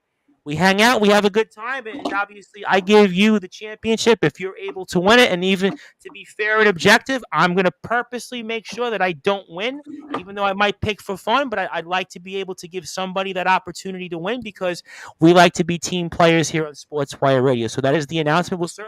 I'll make another announcement for it during the weekend, obviously throughout. We'll see about March Madness. Maybe we'll do something for the March Madness as well. So maybe stay tuned on that, and we'll see if we want to do that. But before we move on here and maybe get a few thoughts from the Brute Force on the NBA, and Justin, anything on the NFL, anything else you guys want to talk about as we kind of recap here the Super Bowl or go into the offseason? Anything anybody like to throw out there? What about Derek Carr visiting the Jets this weekend? Are they going to make a contract off to him enough? He's going to be like, all right, I don't have to go talk to anybody else. I would assume he's still going to talk to other teams just to kind of shop himself around, but he's got to be the only free agent quarterback on the market. He should take advantage of it, and talk to any team looking for a quarterback. Because, right now, Aaron Rodgers is, giving something to break down expensively. There's got to be cheaper ways. God knows what he's doing. Other quarterbacks, they're still waiting for their contract to expire. So you're, Derek Carr is it. Like if his agent is telling him, like, go talk to every team looking for a quarterback, dude. Geno Smith might be a free agent, right? Wouldn't he be? No, he is. Jimmy G's a free agent too. But that's Billy's point. Derek Carr is a free agent. These other guys are still technically under contract. They can't talk to the teams yet. Right. Derek Carr could sign tomorrow and be on that team's NFL roster. And I have a comment here before I actually get to the rest of the guys here. Skulls actually wants to tell us what a small world here. Michael Pittman's dad was my freshman teacher in high school. Wow, what a small world there. What a small world. Any you got any Michael Pittman stories for us? I'd love to hear them, Skulls. I know you're collecting souls out there, and I know you're collecting souls somewhere out there in the state of California. But if you want to share anything about that, I'm sure we'll talk about that before Saturday. But for the rest of you guys, Billy, he mentions Derek Carr, but what do you think happens with Daniel Jones? We haven't heard from you in a while, and what do you think happens with him and the Giants? So what I think is going to happen, I think they are going to sign him long term, probably 4 years. Somewhere probably like low to mid $30 million range, $32-33 million. Personally, if I were the Giants, I would franchise tag him for this year, have him play in the tag. I want to see him do it more than 1 year before I commit long term to him. I'd say franchise tag him. It's a little more money, but I don't know. He's had 1 good year and 3 bad years. A 4-year contract could get really bad really fast. You could be looking at, a Nick Foles and Jacksonville kind of situation with that. I don't know. All right. That just yet. That's fair. Now, for you, Mr. Brufors, and Derek Carr, we heard Chris talk about it. I'm sure we'll hear a little bit about that on the Liftoff Jet Show on Saturday. I mean, you want Derek Carr? I mean, now you hear some of these updates. You mentioned Aaron Rodgers. You made us all chuckle on that. But is it Derek Carr or nothing? Or, I mean, what do you say to some of this? No, it's not Derek Carr or nothing. No, it's not. I mean, listen. Derek Carr is a solid NFL quarterback. Okay, he's good. He's not great. All right. I wouldn't mind because again, the Jets need anyone who has experience and that can throw the football. And I think Derek Carr could fit and lead them to some success. But my thing is that with Derek Carr, right, he could lead them to the playoffs potentially. Okay, but can he lead them and get them over the top is my question. We haven't been to the playoffs, though, in over a decade, though. I know that, Tom. But here's the thing, Tom. I'm being a little greedy. I'm being a little frisky because I think the Jets have a roster that if they can get an elite quarterback, they can actually do big things. Okay, it's not just like they can go and make the playoffs and just lose in the first round. Like, this is a team, if you put the right quarterback in place, especially one that has experience and that with 4 Pro Bowls this year. Okay, I agree. And who's a champion or potentially has been in those shoes. I mean, Aaron Rodgers has been a champion. Aaron Rodgers has a lot of experience in the playoffs. I know his resume as of late is not great, okay, but it's certainly better than that of Derek Carr. It's certainly better in regards to MVPs than Derek Carr. So that's why I've mentioned his name. Rather than the other guys. I know he's older, but again, the Jets have a team right now that can do big things. And everybody's talking to me about, well, you got the Bills in your way, you got them in your way. If you give the Jets a quarterback that can play at a high level, the Jets can be just as good as some of these other teams. Obviously, you still got to talk about the more elite teams like the Chiefs, right, who are there in the Bengals. That's obviously at a different level, but you start to classify the Jets maybe in with some of those second-tier teams and maybe even give them a potential to beat those teams and compete with those teams. I think that's what every Jets fan wants. We're sick of – listen, I believe we have the longest drought of not being in the playoffs of any team in the NFL. That right there is an atrocity itself. All right, it's embarrassing. At this point, making the playoffs is cute, okay, but we don't want to just make the playoffs. We want to be a team that could contend and win in the playoffs. And that's why I like Rodgers. Derek Carr, to me, is a guy that can lead you to the playoffs, but I just don't know how much he can do. I know he's the younger option. I know he's probably the longer-term option than Aaron Rodgers, only be a few years. But again, right, when you have the chance to get him, you still have to look at that option. The only quarterback I'll talk about, and this one, it's exciting, but it's not, is Lamar Jackson. I know that name's kind of floated out there, okay, about that, but I just don't. Lamar Jackson kind of reminds me a little bit of Derek Carr. Just hasn't done much in the playoffs, right? I know his ability is like here, and I know he hasn't had the talent in the roster with Baltimore maybe as he could have, but I worry about him and his playoff success, and also staying on the field is another story. So that's why I don't bring his name up as much as a Rodgers, for example. And one more thing, Tom. If some reporter mentions Ryan Tannehill's name one more time, I'm going to literally chop their head off. I do not want to hear anything about Ryan Tannehill. John Gonzalez had mentioned that he's been hearing Ryan Tannehill. I don't want to hear it. Stop it. You know what? Here's the thing. Derek Carr, the reason why Derek Carr is probably or the easier choice is that you only have to sign him, right? It's just about money. Right. You're talking about Lamar Jackson. That's going to be multiple first-round picks, a couple of second-round picks. And then he wants a fully guaranteed contract. That's the reason why the Ravens want to trade him now, right? So you got to I also think that Carr's been more. I also think that Carr's been more durable than Jackson, if that makes sense. Absolutely. Yeah, absolutely. I think Jackson on top of that too is that he's injury prone. I agree with Chris 100%. I think. Yeah. So I don't know. I would stay away from Lamar Jackson. I think it's either Carr or Rodgers for me. Ryan Tannehill, no way. I don't want. That's why. That was my whole point about bringing up Jackson, is that at least you could float his name in the conversation because he's respectable to the conversation. When you put Ryan Tannehill in there, get the hell out of here. All right, please. All right, we don't want to see him. I don't want to hear him. All right, let him stay in Tennessee. He is not. If he is the Jets quarterback, basically what they're telling us is we're okay with just making the maybe making the playoffs. You know who it sounds like? By the way, you know who it sounds like, Tom? The New York Knicks. They basically, if they sign Ryan Tannehill, they want to be the New York Knicks. All right, we'll just be okay. Well, you know what? Did you lambaste Josh Hart? And you know what? He's played well for them, and the Knicks are actually. I'll get to that later. In about 15 minutes. By the way, I'll say this: I've been pretty badly beat up about those comments. I'll address that later. I had two people on the street specifically talk to me about Josh Hart. They go, they were like really excited as a Knicks fan. So, like they were all of a sudden coming out of the woodworks. I had two people in a span of 3 days calling me about that. But let me get to a few more comments, and I want to get to a Ranger update and also a stat update. So thank you, Billy, for both. How about Eric Bieniemy going to Washington? Anybody have a thought on that first? Personally, Go ahead, Billy. I see you want to talk. Yeah, I get it, but I don't get it. Like leaving Patrick Mahomes is not a good idea, but I see his theory of like working with a defensive head coach might make him more appealing because teams will think he's more involved with the offense than working under Andy Reid. So I get it. It's not a move I would have made, especially with going from Patrick Mahomes to either Carson Wentz or Sam Howell is not appealing to me. But at this point, he's clearly. And we've talked about this before in general with the NFL. He's not going to get a head coaching job situation right now. It's just for whatever reason that hasn't happened by now. It's not going to happen. So he feels he needs to change something up to give himself a better shot at that. So I do understand the desire to make the move, but I don't think it's a good move for him to make personally.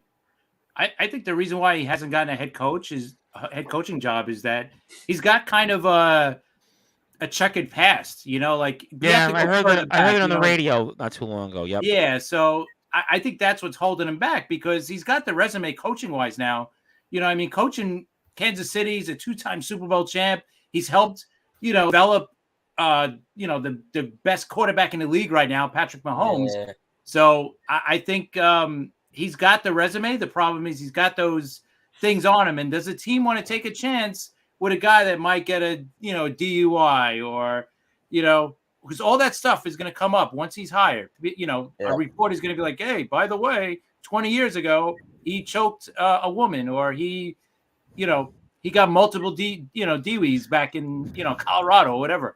So all that's going to come up. So a team has to be 100% sure about him. And maybe they're just not. Maybe in the interview process, they're kind of like, I don't know. Maybe this might happen again. I don't know. But, good luck to him. I'm with Billy. It's not exactly the spot I want to go to if I'm going to take a chance, but maybe that's the only one that came about for him.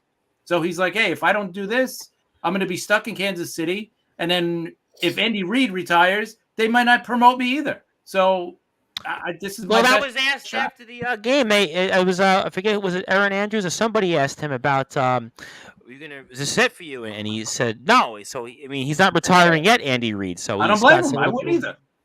I got Patrick Mahomes as my quarterback. I'm not retiring. Right? I wouldn't. No. I'd coach that until I drop dead. I don't care. I'm with him. Fair points. Touche. A couple thoughts here before I get to a Ranger update. One thing I do is I can't really give him a whole credit. I can't. So I hate that it's Washington that he goes to. But he kind of needed to get away from the situation.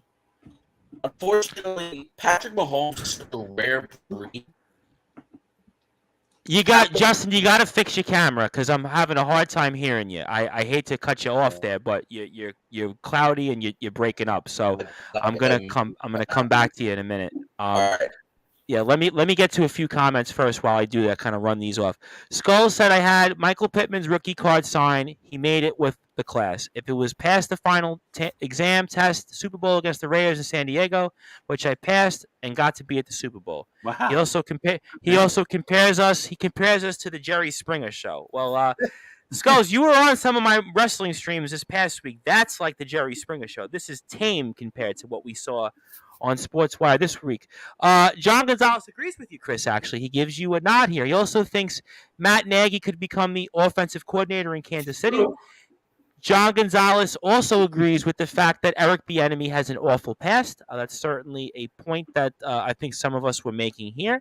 And Skull said it reminds. This is a funny one here for the wrestling fans. Eric Bieniemy.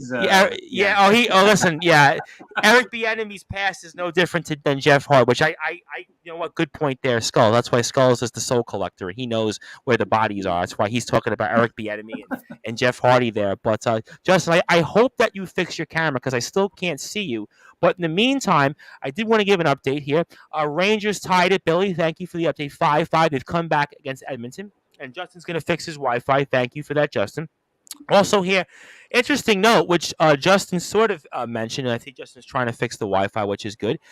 Only team with a longer playoff drought than the Jets is the Sacramento Kings, which I think we spoke about right back 2 weeks ago with the Kings' long playoff drought, which I think this year they're going to finally break. 2004. I thought it was 2006, but it was 2004. I was corrected, which has been almost 20 years. I mean, I didn't realize it was that long. And the Buffalo Sabres are tied with the Jets, and the Buffalo Sabres, we spoke with, I think, Chris and Billy, are in that kind of 5-team dogfight for the last spot in the Eastern Conference. So we might actually get the Sabres and the Kings that break playoff droughts, and that really puts the Jets on notice here. That really puts the pressure on the Jets. So let's hope that the Jets do get it right here and get to the playoffs. And Justin, I'm going to give you another shot now. Do you want to come maybe one more thought on Eric Bieniemy or anything else before we move on? As long as you can hear me. Yeah, I can hear you. Okay, now maybe resetting that work. Yeah, something better. My point on Bieniemy is that I can't really give him a whole lot of credit for Mahomes because I think Mahomes is in that rarefied air where he's just different. Like you want to talk about Brian Dable developing Josh Allen? Sure. You saw the incremental improvements, Allen, year by year. Patrick Mahomes, I think, is just this incredible freak of nature that I think getting away from that, now we'll find out whether or not Eric Bieniemy is really a good coach or not. Because also, too, you have Andy Reid in the fold. You know, it's really his offense and everything. So I think I hate that it was Washington, because that's such a dysfunctional organization with no quarterback. It's a bad spot for him, but I think getting away from Mahomes, I think, was probably the right thing to do. All right, and one more thing I want to mention before I get to the Brew Force and get to Dolan time, because I know people do want to hear that, especially John Gonzalez. And we posted just before on Instagram last week's Dolan time set, because now we figured out how to recalibrate all the clipping here for our shorter segments. Andy Reid certainly, I think, enhanced his legacy now with 2 Super Bowl wins.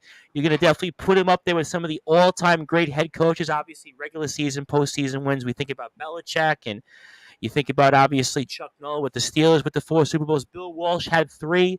You definitely want to throw him out there. I guess George Seifert won 2. Another name that comes up. Maybe I think with the 49ers more so than the Panthers. But some of the all-time great coaches, Tom Landry, of course, can never forget about Tom Landry. And certainly he's in the Vince Lombardi, the rarefied air now, I think, safe to say, with Andy Reid winning that 2nd Super Bowl. And also, I think the Chiefs. Now, remember, we were talking about dynasties last week. Is it a dynasty? Is it not? But I think now, 5 championship games, right, guys? 2 Super Bowls, 3 appearances. The Chiefs are definitely going to be, whenever this ends, you're going to definitely have to put them up in there as, one of the better dynasties, I think, in the NFL, especially with the 5 straight championship games, all of them at home. 3 Super Bowls in 4 years and the 2 Super Bowl wins. And also, John Gonzalez wants to follow up with that. Mahomes is the Air Jordan of the NFL. That's a good one. That's a good one, I guess. It's a good one. And John says Andy is a Hall of Famer. But I think Andy would have got in anyway, even if he didn't win. But I think with 2, it's almost an icing on the cake. And the Soul Hunter Skulls, although I think you're the Soul Collector, says, I was mad when my 49ers didn't go to the Super Bowl this year. They choked like the Cowboys.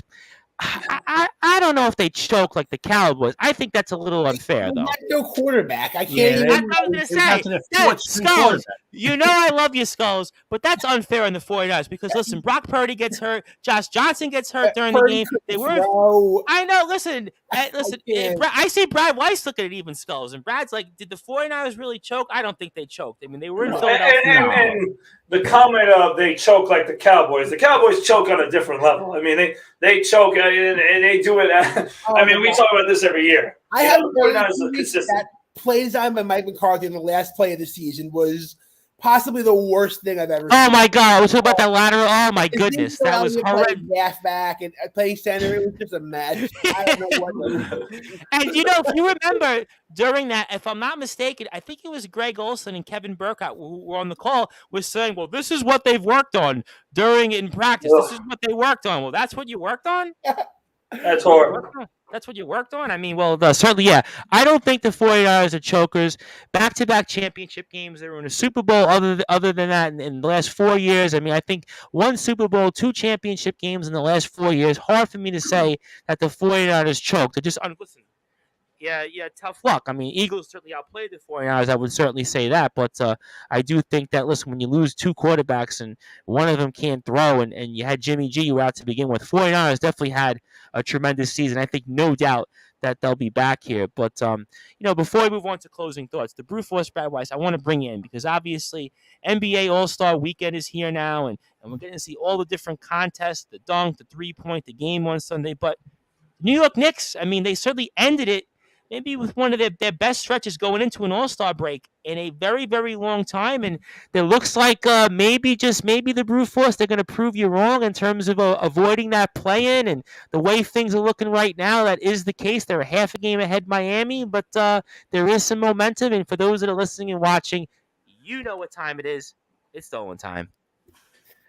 Yeah, all right. So where do I begin on this one? All right, so listen, first of all right, there's not much for me to go crazy about, all right, with the New York Knicks. I actually have to do a lot of praising today, and that's not exactly what I wanted to, but it's okay. I have to do my job, all right? First off, I want to say this, okay, because you mentioned All-Star Weekend, which is coming up here. Yep. It is completely highway robbery that Jalen Brunson is not an All-Star. I agree with you. This guy has been playing unbelievable. For someone like myself who said that they overpaid this man, he's been worth every penny so far. He's been unbelievable, orchestrating the team, coming up in the clutch, making plays. I mean, he's the all-star for the New York Knicks. I know Julius Randle is. Okay, I think he's far exceeded what anybody could have asked for with Jalen Brunson. You think about I really think that Brunson should have been there. The fact that he isn't is pretty bad. So that's disappointing, number one. Number two, let's just to continue on All-Star Weekend, okay? I know that one of the guys had to drop out of the three-point contest. Why is Julius Randle the replacement? Why? I mean, this guy is, yes, he can make threes, okay, but he's not that consistent with it. Well, is it excited about him in a three-point shooting competition? Putting my wrestling promoter hat on, my wrestling cap on, it's basically predetermined so that to make sure that Julius Randle loses to somebody else? He ain't winning. I mean, you look at all the shooters that are in the competition. What are you kidding me? I mean, why is Julius Randle in the competition? That is number two. Number three, all right, to continue on the All-Star Weekend before I go back to the Knicks specifically, okay? We got our backup center, Jericho Sims, in the dunk contest with names who we shouldn't even hear in a dunk contest. Mac McClung is in the he was in the G League. He's not even in the NBA until now. Well, it'll be fun though when Charles Barkley tries to pronounce his name tomorrow. Maybe that's why he's in it. Oh my God! I mean, listen. They better put on a show because these names are definitely not household. They're not ones that people are going to be all jumping about. They better put on a show, and they better not embarrass themselves like they did last year, which was one of the worst dunk contests we've ever seen. I think the worst, by the way. So hopefully they can do a little bit better. But again, Jericho Sims, the third string backup center for the Knicks is in it. I mean, how exciting is that? Okay, that's number 3. All right, now let me get back to the Knicks and talk about them. Because, at my old job, a little bit, Tom Bryce. I remember the old job. Yep, The I old remember job that. at my orthopedic office, we used to have these things called addendums. And when you did addendums, right, it's basically Remember when all the workers used to ask you what you were going to say on the air? Remember those old days? Yeah. And listen, an addendum was like, a correction. You had to put a correction. I remember that. You had to correct yourself. Remember when we would talk on the phone about this? I would try hard not to laugh. I mean, listen, the reason why I'm bringing this up is because I have to put an addendum on my Josh Hart comments. All right, because last week I was pretty harsh. All right, on Josh Hart, and I said things on the lines of, we already had 2 of the same players. Why did we sign him? Why did we just do it to satisfy Jalen Brunson? He's a waste of time. He's not worth it. We're throwing second-round picks out like a bag of chips. I had all these comments last week, okay? But guess what? Josh Hart has came to the Knicks and arguably has had one of the biggest impacts of any of the guys who were traded at the deadline to the Knicks because he's playing well. I mean, he's playing very well. He defends. He gets on loose balls. He's been active. He's been scoring. He's been hitting open threes. I mean, this guy has done just about everything for the Knicks, and he's kind of been a little bit of a springboard for them recently in their winning streak. So I got to give credit to Josh Hart. I still will stand by my comments that it won't make the Knicks change from being this, purgatorious team, right? Where it's kind of just in the middle and floating around, okay? But I will say that I'm going to fix my comments by saying I think Josh Hart really will impact this team and won't be the, kind of duplicate of Grimes. He's a good player, and he deserves a little more respect than what I gave him last week. So that's what I'm going to say there. But to Tom Bryce's comments, and for everybody who wants to put up their pom-poms and say, oh, we're the 6th seed now. We got it. We did it.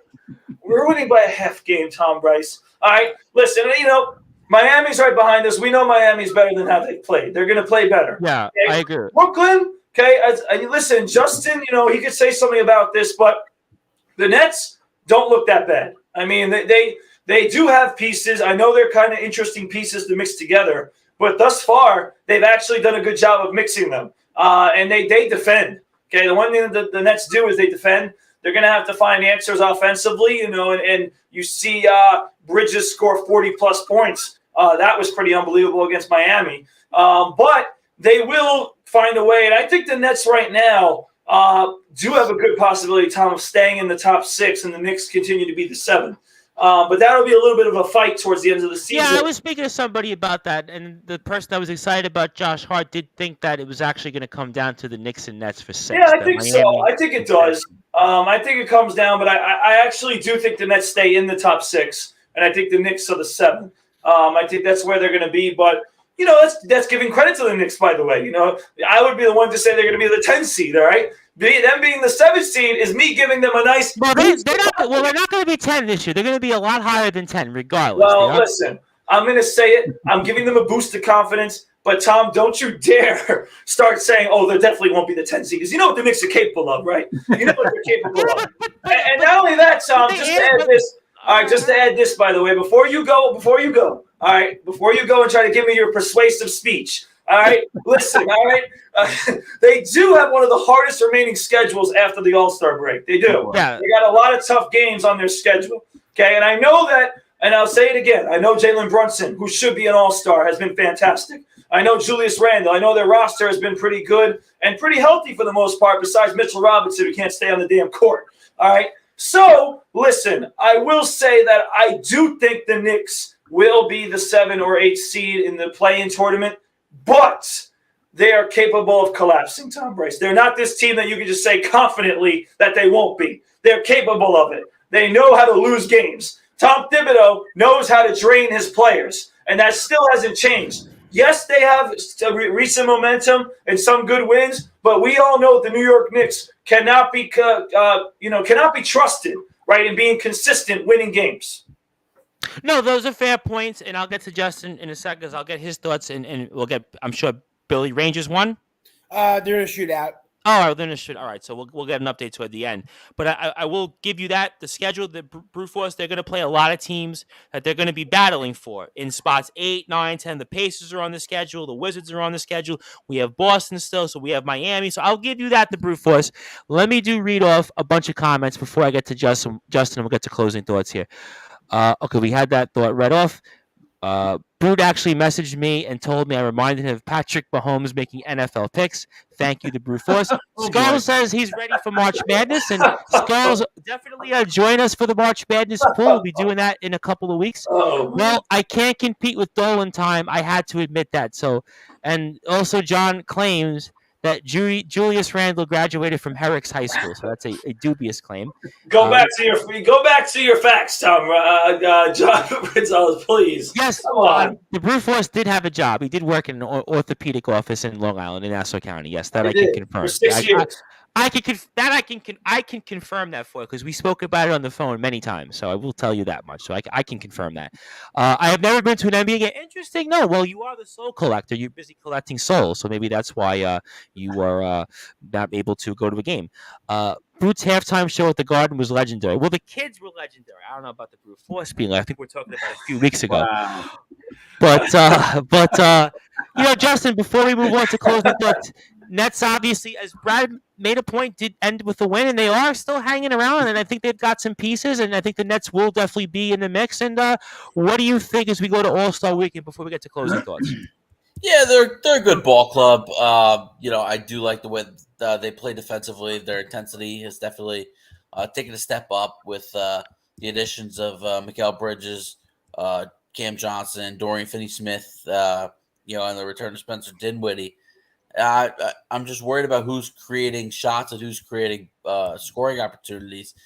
And, we saw in that last game, Mikal Bridges go for 45 points, and somebody who's young enough to become a rising star. And, we'll see where, we'll see where this takes them. I'm hopeful that they stay in the top 6. I don't know if they will. Because you do have some teams behind them that you could argue are a little bit better than the Brooklyn Nets at this point. And yeah, I hate to say it, I think the Knicks are a better team than the Nets. So I clearly see Brad's not taking the Brandon Tierney approach of saying that the Knicks are going to the Eastern Conference Finals this year. I wouldn't go that far. No way. You cannot say that. That's way too far. Who would ever say that? Oh my God! Really, Brandon Tierney? That's embarrassing. But you do have to worry about Miami. We'll see the Nets and Knicks have one more battle against each other as they're sitting in the 5-6 slots right now. Miami could certainly jump into the top 6, but the Nets are in good position. They have 24 games remaining because they've played. Knicks have 22. Yep. Yeah, they've played 58. They're 34-24. They're in good position, and they just gotta continue playing solid basketball. They come out of the break with the Bulls on Friday. Who are struggling, by the way. Really, yeah, the Bulls are struggling. One of the biggest disappointing teams. I agree with you on that. The Hawks have not played good basketball. And then it's tough on Milwaukee. I don't think the honest series is too serious.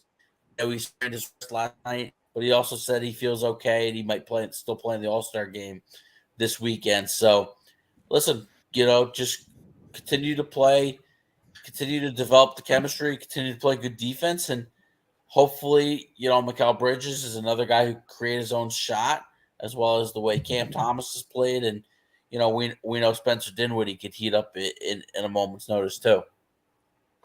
All right. And before we move on to closing thoughts, and Billy, Rangers get a win? Yep. 7 wins in a row. Boy, the Rangers are nipping at the heels of the Devils, and certainly going to be an interesting next 27 or 28 games here when it comes to the Rangers. Boy, Rangers just on some run right now. I mean, certainly it was funny early in the. I remember Randy Dillon going, I don't know about the Rangers, and they should fire the coach. And here they are now, and they're on a 9-1-1 run their last 11 games.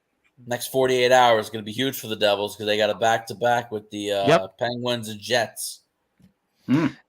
Well, those are going to be the Islanders are going to see the Tough Jets. games, though. Yep, and we talked about that an hour ago. The Islanders are going to see the Jets right after the Devils, And and wasn't the Islanders that played Pittsburgh tonight? yeah, and they're playing them Yeah. on Monday, and they've Yep. got Boston. Well, now in 5 That's minutes a- from now today. Yeah, tough schedule for the Islanders. Islanders are going to have their work cut out for them. And for Pittsburgh right there, that's no favors right there. And I'm not saying Pittsburgh to was that game at UBS tonight? Yes, it was correct. I'm not, Pittsburgh to Long Island's not exactly Seattle to Florida, but play 2 games in less than 24 hours because it's a 5:30 start tomorrow in Pittsburgh. I think NHL they did say something about it today. The NHL rules you have to be within Like at least 36 hours, right? Is that 22 hours. okay? That's why the game today. I was gonna say that's why the game today started at 7, not 7:30 for the Islanders. They usually start at 7:30 at UBS. Because the game tomorrow starts at 5:30. Yeah, there you go. They moved it to 7:30 just because I remember when I was going. I had season tickets in Brooklyn. They were 7:00, but they moved it back to 7:30 because the Islander fans are almost exclusively all on Long Island who were going. Whereas in the Brooklyn days, most of the base was coming from Long Island to the Long Island Railroad, so you needed that game Which is to end. interesting because the Nets start their games at 7:30 at Barclays. But the difference, I think, is that the Brooklyn fan is probably more local Manhattan, Brooklyn. If you're in Brooklyn, you get on the R train. If you're coming even from Bay Ridge or Bensonhurst, you're getting home in 25 minutes. 25 minutes. Or if you're even going in the surrounding neighborhoods, you're in 15. Even you're going from Manhattan, 25 minutes. But my point is, if you were saying the Islander home game started at 7 p.m. at Barclays Center. It was 7:00. Most of that, except Friday games. It should have been 7:30. Because the net fan was, except for when Brad would go there from time to time, but the net fan was in the city. The Islander fan, by and large, was coming from Long Island, so they had the longer commute. The net fan was not coming from Long Island in most cases; they were coming from Brooklyn, Manhattan. But that's making my point that you start the game a half hour later at 7:30. Yeah, but I don't know. Yeah, the Islander fan, you had to start the game at 7:00 because if they're coming from Long Island, they have to make that Long Island Railroad connection by it was like 9:50. Yeah, I remember it was 9. It was all 9:50. There was nobody. An hour ride home at least for most people, for Islander fans going back to the island. Yeah, it was. I remember when I was there. It was an hour. People would tell me, I would say, "What time do you get home?" And they would say like 11:00 if they were lucky. If they were depending on where their location was. And if I went straight home from where I was at the game, I would be home by 10:45, 10:30. And I'm not that far out, and it took me like an hour. LIRR, yeah. Yeah, well, what I used to do was before we move on, I would take the I wouldn't go in through Manhattan. I would take the R train to 86th Street, and I would take the bus actually over the Verrazano Bridge, and I would get home from like a 10-minute walk from there. So that's what I did. But that's here nor there. Let me get to a couple of more comments. Skull says I missed the Kobe and Shaq wars back in the day. He's a California guy. Good point there. Randy is losing his belt, but Randy's belt is not on the line for the NFL picks. Let me remind you. Yeah, we're not taking Randy's belt. Well, I'm giving you a belt. Randy's belt is a John Cena. John pick NHL games? Maybe he could go against Randy for the belt. I mean, if Randy wants to do that. Also, Joey Bow and the Napkin King. Where are you? Joey Bostrom is probably at work. The Napkin King, Anthony Finkel, probably knowing him, fell asleep because his days are like his days never end. So that's probably what happened with him. He's either with a girl or he fell asleep. So maybe both. Let me both, because he won't listen to this, so I can safely say that. So that's why Anthony Finkel is not here. But that's here nor there. If you missed us, obviously you can catch us anytime on Facebook and YouTube at Sportswire Radio. We're going to get to our closing thoughts here. I have a lot to get into. Obviously, Bruce Forrest and I will speak about the Golden Eagles for a second toward the end. But let me go to Billy McInerney here for some closing thoughts. Billy, obviously good to be with you. I know it's a treat when we get you. We don't get you too often, but I want to give you the floor, some closing thoughts. Anything else on your mind that you want to share, say, and hope to see you more often, certainly especially for those NFL picks. Now that we've given you something on the line, at least get those picks in by game time or when we end here on Sportswire. But anything else you want to share, say, floor is yours, my friend. Can't thank you enough. Yeah, thanks for having me back on, Tom. Felt great to be back on. hopefully, I think I'll be on more regularly now. Hopefully, Sure. Things get crazy sometimes. You can catch me on Twitter at WMCINE. In closing thoughts, I'm going to go with the hockey team thoughts since the Rangers played the Oilers tonight. I don't think there's a single player in a team sport right now more dominant than Connor McDavid. Randy mentioned that. Good point. Right now, you have, in the NFL, you have Patrick Mahomes, but Josh Allen's dipping at his heels. The NBA, there's kind of 4 or 5 guys you could say are the top guy. MLB, Mike Trout, but he's not really staying healthy anymore. And you have a few guys nipping at his heels, including his teammate, Shohei Ohtani. There's just no one remotely on McDavid's level. He might be the first player since Lemieux to put up 150 points. This is, I think, the most dominant athlete of this era of sports that we're in. And I don't think it's particularly close. So I'll leave everyone with that thought. Let me know what y'all think. And thanks for having me on. Absolutely, Connor McDavid. I mean, we're talking about 150-point type of season, and I mean that's rarefied air. I mean, you don't get that in the NHL. The last player I think that challenged that. Yeah, no, I'm trying to think the last player that maybe challenged it. Were we talking maybe Jaromir Jagr and Sergei Fedorov? Maybe I think the dude was Mario Lemieux. And that was 96, maybe like 96, something like that. Yeah, mid 90s. Yeah, nobody's really come close. I think the last player anywhere near it was Nikita Kucherov, and he only got like 124, so even he wasn't like that close. Yeah, I was thinking like those, but even to me, 120. I mean, you're talking 140s, 150s. Very few players I could think of that come close. He's at 101 right now. 101 after tonight. 2 assists tonight. 42 goals, 59 assists. And he's got 26 games after tonight. So if you do the math, yeah, he's pretty much he's literally on the nose. He's literally just about on the nose here. So we'll have to see if he gets it. But good stuff. And thank you, Billy, for that. And everybody follow Billy at WMCINE on Twitter. And hope to see Billy more back in. Chris, I want to give you the floor, give you some closing thoughts. Anything that you want to plug, share, say. And obviously looking forward to hearing the Liftoff Jets. We kept the last Talking Rivals show in the rotation for a little. I caught up on that. This week's show caught up as well. You had a good guest, and want to give you the floor. Anything else you want to share, say, and also big credit to you on getting Mike Westhead a job there. I saw you got him a job with the Broncos, so I thought you'd appreciate that one. So I'm happy we got the interview with him, because now we have no shot. That's why he got the job. That's why you got. Listen, he came on with you and Sharman, and after that, that's why they got him a job in Denver. They served the interview. So that's it. Congratulations, and you should be his agent. And anything else you want to plug, go ahead. Tom, thank you very much for everything, guys. Great show as always. Billy, welcome back. Just a little quick return back to Andy Reid. Andy Reid is 5th on the all-time wins list for coaching at 247. And next up is Tom Landry at 4th at 250. So he's going to pass Tom Landry. So obviously he's a Hall of Famer. And then in front of him is 3rd, Bill Belichick at 298. George Halas, 318. And then top is Don Shula at 328. So I don't know if he'll get that high, but at least he's going to be 4th for sure. So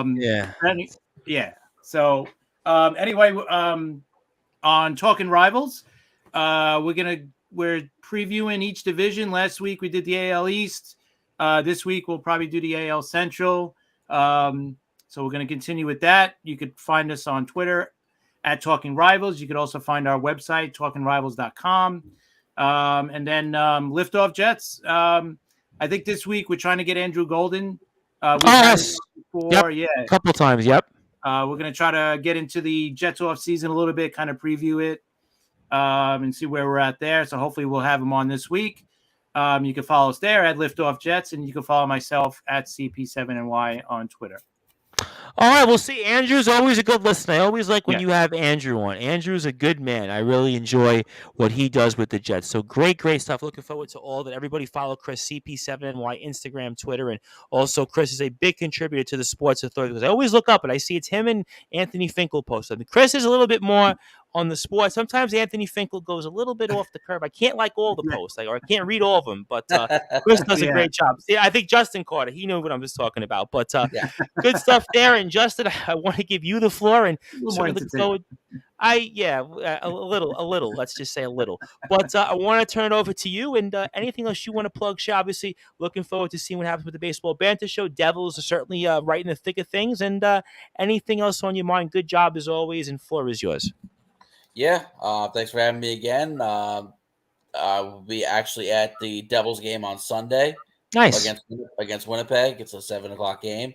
And yeah, as far as the baseball banter, it is returning from hiatus next week, midweek, with pitchers and catchers. A little look into the World Baseball Classic and everything. A little bit disappointed that Clayton Kershaw had to back out.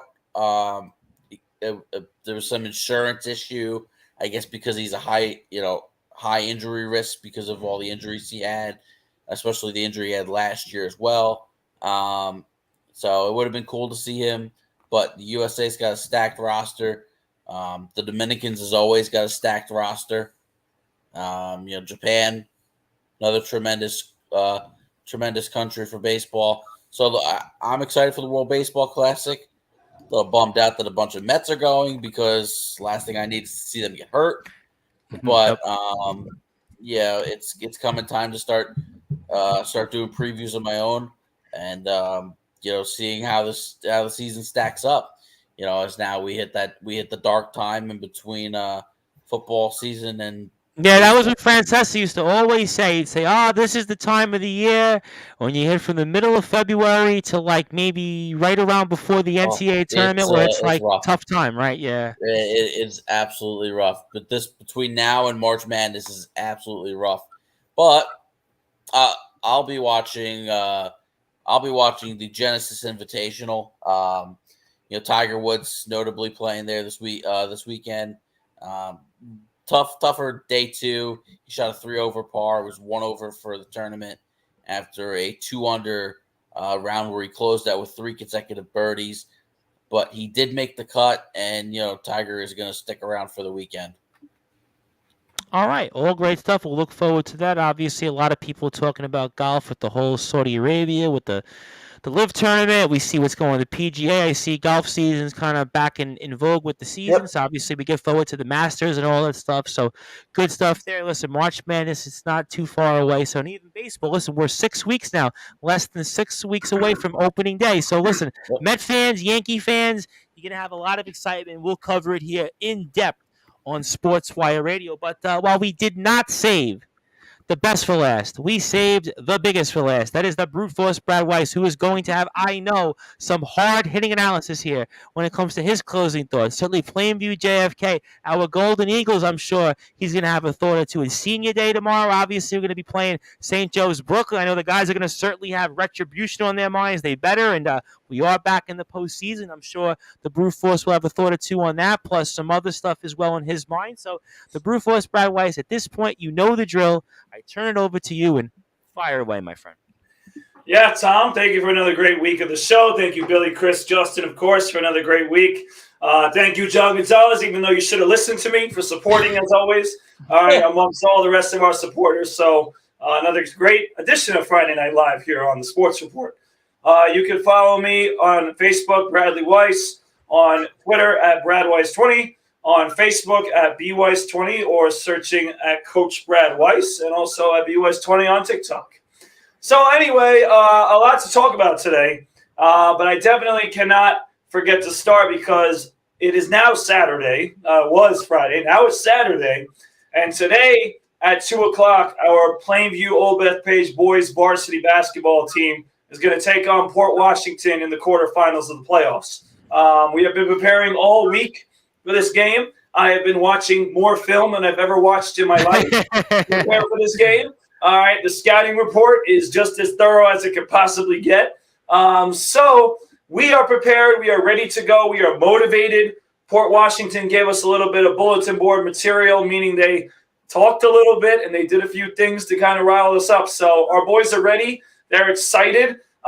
This is a team that we did lose to a few times, but only by 3 points and by 5 points. So we feel that this is the chance to break through and get this win. So we're really excited.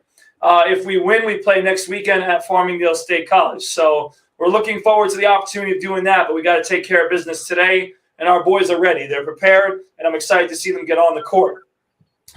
Before I talk more about the college level, I do want to give unfortunate news that James DeSimone and Jason Getz over at Clark lost their playoff game tonight. So I am disappointed. Were you at the game? I was not. I had a coach today. My level up team won today. So I was there. But unfortunately, they did not get the win today. They had a tough one. So I want to congratulate James and Jason on a great season. James DeSimone, though, he won his conference player of the year. So I want to give him a shout out for that. Absolutely. Congratulations. For all his hard work with me. He's taken a lot of days to train with me, and that he got that award. And it made me proud as a trainer, but obviously for him to have that success is awesome. To see somebody, a nice kid like him, just have a lot of success is awesome. So I want to congratulate him on that. Now going from high school, because now we're in high school, right, playoffs, to what is going to come soon in the college playoffs. And we're going to start, of course, with my SJLI Golden Eagles. Absolutely. And, of course, those Golden Eagles, like Tom alluded to, are playing on their senior night tomorrow against St. Joe's Brooklyn. I want to give a shout-out to, obviously, my friend who, for some reason, it feels like he's been there forever now. But, no one's older than Kevin O'Halloran on the team. Matt is not old. Wow.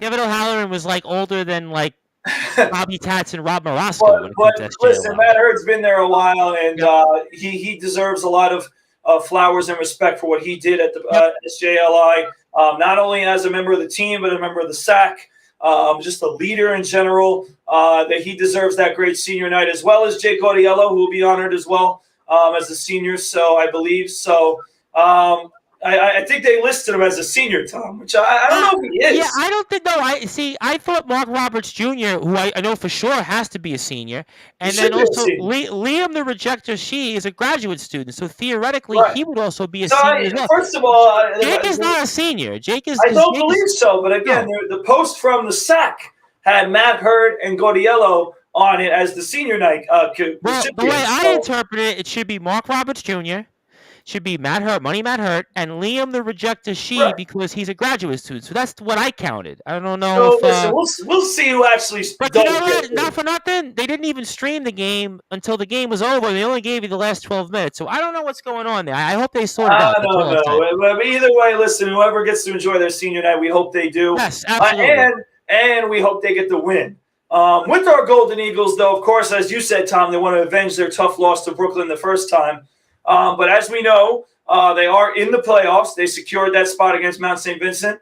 It looks like they're going to probably be the 6th seed. They are I've actually checked and I've asked the guys. They are locked into 6th. Despite I know some tiebreakers, and we play either Farmingdale or Yeshiva. Okay, yeah, because I'm not sure how they're going to format it this year, but I believe Yeshiva and Farmingdale are playing each other tomorrow. And that's going to decide. That's going to decide the top seed. I believe we wind up playing the winner of that game, if I'm not mistaken. So listen, you know what? Both teams they've beaten already, so they know. That's what I said to the guys. I said we beat either one of them. So the way I see it, we have a good shot at either one of them. And Farmingdale, we should have beat twice. Right. So listen, I actually really do hope, just being selfish, by the way, that they hope that they play Farmingdale so I could get to the game local. So I actually hope Farmingdale wins, by the way. So that Farmingdale and St. Joe's could play each other. That's always a great game, by the way. The rivalry speaks for itself. I think there's a part of me that wants Farmingdale to win. But anyway, listen, our Golden Eagles, they've had their ups and downs, but to just make the playoffs, it's anyone's game when you get to the playoffs. You're 0-0. Okay, you go in with some momentum, as I mentioned. That's why I think this is a big game tomorrow for momentum, right? To get a nice win at home, to honor your seniors, to get back at Brooklyn, who beat you the first time, and then get some momentum going into the playoffs. I think that's really important. So I hope that the Golden Eagles can do that tomorrow at the Danzy Center. I'll sure be watching from afar. Again, I'm proud of our Golden Eagles. If they could win this one as well, they'd have finished with a 10-6 season, which is a very good season for any Golden Eagles team in the Skyline. So that's a great sign. They already have double-digit wins overall. So it's been a good season. But again, after tomorrow, 0-0, it's anyone's game. Whoever the playoffs is a clean slate. Doesn't matter what your record was. You're in, And now it's time to perform there. And I think the Golden Eagles will because they have the players to do so. And by the way, that's not just coming from me, Tom Bryce. It's coming from the guy who reffed my men's league game last night, and that is the aforementioned Billy Heenan. All right, me and Billy got to talk about it, and I think me and Billy both think that this Golden Eagles team might be one of the best teams in the Skyline, even though their record does not say so. So we are very much excited for our Golden Eagles. And again, that's not just me, but that is Billy Heenan, who I got to speak to last night. So we're looking forward to that. We love your support, by the way, all our great guys on the team. We appreciate your support. Definitely, Yes. We'll try to set up a nice playoff preview show. That would be awesome. Yes, I actually spoke with a bunch of the guys I was speaking with. It was Matt Hurt. I spoke with Timmy Hurt. I spoke with Nick Nemekis, of course, your boy Nick Nemekis. I was speaking with. I think Tom Bell. I had a few good words with Liam Shee's become one of our favorites. I mean, Liam the Rejector Shee. I think he loves us maybe just as much as anybody else. I was speaking with Alec Tabata. I actually spoke with for a few minutes Coach Uhl. So the guys definitely were very excited. By the way, let me give a shout out right away since you mentioned Alec Tabata to his father, Glenn Tabata. He's a big fan of ours, by the way. Glenn Tabata is a nice supporter, and he also just referred a few of his family friends to me to get help with learning how to play the game of basketball. So Good. He gave me a nice word. He gave me a lot of respect. So I want to thank Glenn Tabata. You're the man. And Glenn loves some of our stuff on Instagram. Glenn is the man, by the way. I think Glenn even follows us on Twitter. So we love the Tabata family. And Alec certainly has been a big part of the team since he's come back. And I think he's helped us and he won us some games. And also, I know you're done with your closing thoughts, so it gives me a chance before we get to kind of talk about the Golden, because I always have something to say when it comes to the Golden Eagles. But interesting stat to Brewfoot, which I said in my video, back-to-back seasons in the Skyline playoffs. Haven't done that, by the way, the Brewforce in a decade. It's been over a decade since the last time we've done that. 10 wins, if we get that tomorrow, back-to-back 10-win seasons in conference. Have not done that in over a decade. So the guys also back-to-back seasons over 500. First time we do that if we win, regardless of what happens in the playoffs. Have not done that since the glory years of Matejko. We had, I think, 9 consecutive winning seasons. That's a big deal, I think, here for this program. Like I said last night with another school, we're developing an identity here. And one of the reasons why I know that Coach Heenan, I know that you and even the guys are confident, is because we're playing with defense. Defense wins championships, and we have a structure in place. Coach Uhl, listen, every game we play, if we hold our opponents under 70, we win. In playoff basketball, what do? You hold your opponents under 70. And I think that's why we're very, very confident in place. I've even heard some things about some players maybe coming back. I don't want to tip my hand because I'll get in big doo-doo for that, but that could be a big help for us in the playoffs. But I also think one of the reasons why I'm confident about this team is because we've got some bench depth. Ryan McNeely, have to give Ryan McNeely a big shout out because he's played every game off the bench this year. He's been in the top 5 in scoring for us. In some cases, the top 2 or 3 for us. And also Xavier Allen. Xavier Allen won us the game on Tuesday with his play. He had a couple of rebounds for us, some 3-point shots, some free throws, and he helped us win that game against Mount St. Vincent to put us into the postseason. I want to give him a big shout out. Big move for him. And Spencer Malloy, he just makes those shots after shots, and he's been big for us. And really excited about him. And Matt Hurt, Matt Hurt, Brewforce, by the way, you should know this. He's in the top 5 in the conference in 3-point field goals. And I think we're very confident about what he's going to bring for us. And some other guys, Justin Turner, I want to give him a shout out. Also guys that have played really hard for us, like Nick Nemekis, your old teammate Mark Roberts Jr., who've hung in there, Chris Connors, Tom Bell, Basir Hoyt.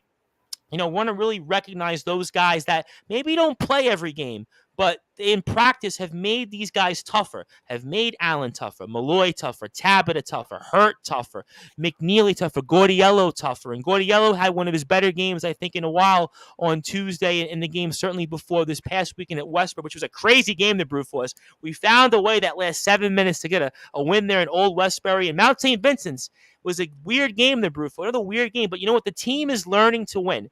And that's the last thing I want to say before we get out of here is that's why I think we're confident, because if you look at, remember we struggled that 3-game losing streak in some other games, the Farmingdale, the Lehman game, even the Pratt game, but now you look at some of the wins we've had. That's playoff basketball, learning how to win here. And I think these guys are staying confident in the second half, these last 7 or 8 minutes. Look at how they played the last 2 games. Shut down defense, and that's what wins. And I want to congratulate Coach Uhl, and I said it in my promo video. Think about what he did coming in here. What did he come in here, Brad?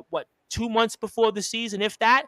Had a very, very tough thing to do to change the environment, change the way the guys played, and put them with 9 wins in the conference. We're going to get to 10. We're going to get to 10 wins. I'm confident on that. Have a winning season, and not an easy feat. Yes, we have confidence in this team. Mets, not so much. SJLI, we have confidence in, but I think that it shows that this team hung in there. Slow start, injuries. Listen, Tabitha's been out. Listen, Timmy Hurt's been out. Listen, I mean, Liam Shee, who I think if we had Liam Shee, we might have won this conference in the regular season. But think about all these teams. All 6 of these teams, at the end of the day, are going to be separated by at most 2 games. That shows you how good this conference was. So I really want to congratulate the guys, regardless, on a great season. I'm looking forward to a playoff preview. We'll figure out a way, a day and time to do that. We'll talk about that for sure, maybe after Saturday's game, which is 3:30. Follow the team, SJLI_MBB on Instagram and Twitter. I also want to congratulate the York Cardinals men's basketball team, who will be in action. The CUNY playoffs are starting this weekend, Brad. The Skyline Conference will be later this week, I think Tuesday and Wednesday. Stay tuned for details here for us on times. But York will be playing at home against Hunter. John Jay is going to be on the road against CCNY, so I want to congratulate especially the York team with their team, Coach Gist, big fan of ours. So we'll certainly see what the Cardinals do, and we'll talk about that here for sure in the coming days. But obviously, congratulations one more time to the Long Island Golden Eagles men's basketball team. But on Sportswire Radio, we were here joined by Billy McInerney, formerly of Elite Sports, Justin Gianelli of the Baseball Banter Show, Chris Bizzea of the Liftoff Jets and the Talking Rivals, the Brufors Brad Weiss, who is now 26 all-time in SJLI Golden Eagles men's basketball history and rebounds. He's near the top of the list in block shots, although I think Spencer Malloy will be the #1 block shot leader all-time because he's right up there now in the conference. But he's also with the Level Up Basketball Organization, Long Island Nets, also with the Plainview JFK Hawks boys JV team as the head coach. He's an assistant on the varsity team. Well, good luck to the guys also here, 2 o'clock Eastern time. So hopefully we get a Plainview win, and Nick Nemekis takes care of business for us on the bench, rooting for us to get a win for the Golden Eagles. Make that a clean sweep tomorrow. But my name is the Reverend Tom Bryce. I am the host of the Sports Report, the owner of Sportswire Radio. I'll be back tomorrow night live with Mark Packer of Wrestling Championship Entertainment on Saturday. Plus, stay tuned for more updates. And if you're on sportnarium.com/player, you go back to your regularly scheduled programming. And thank you, everybody. Enjoy your President's Day weekend. Enjoy the games. Enjoy safe travels. Thank you for tuning in on the #1 global radio station that is Sportswire Radio.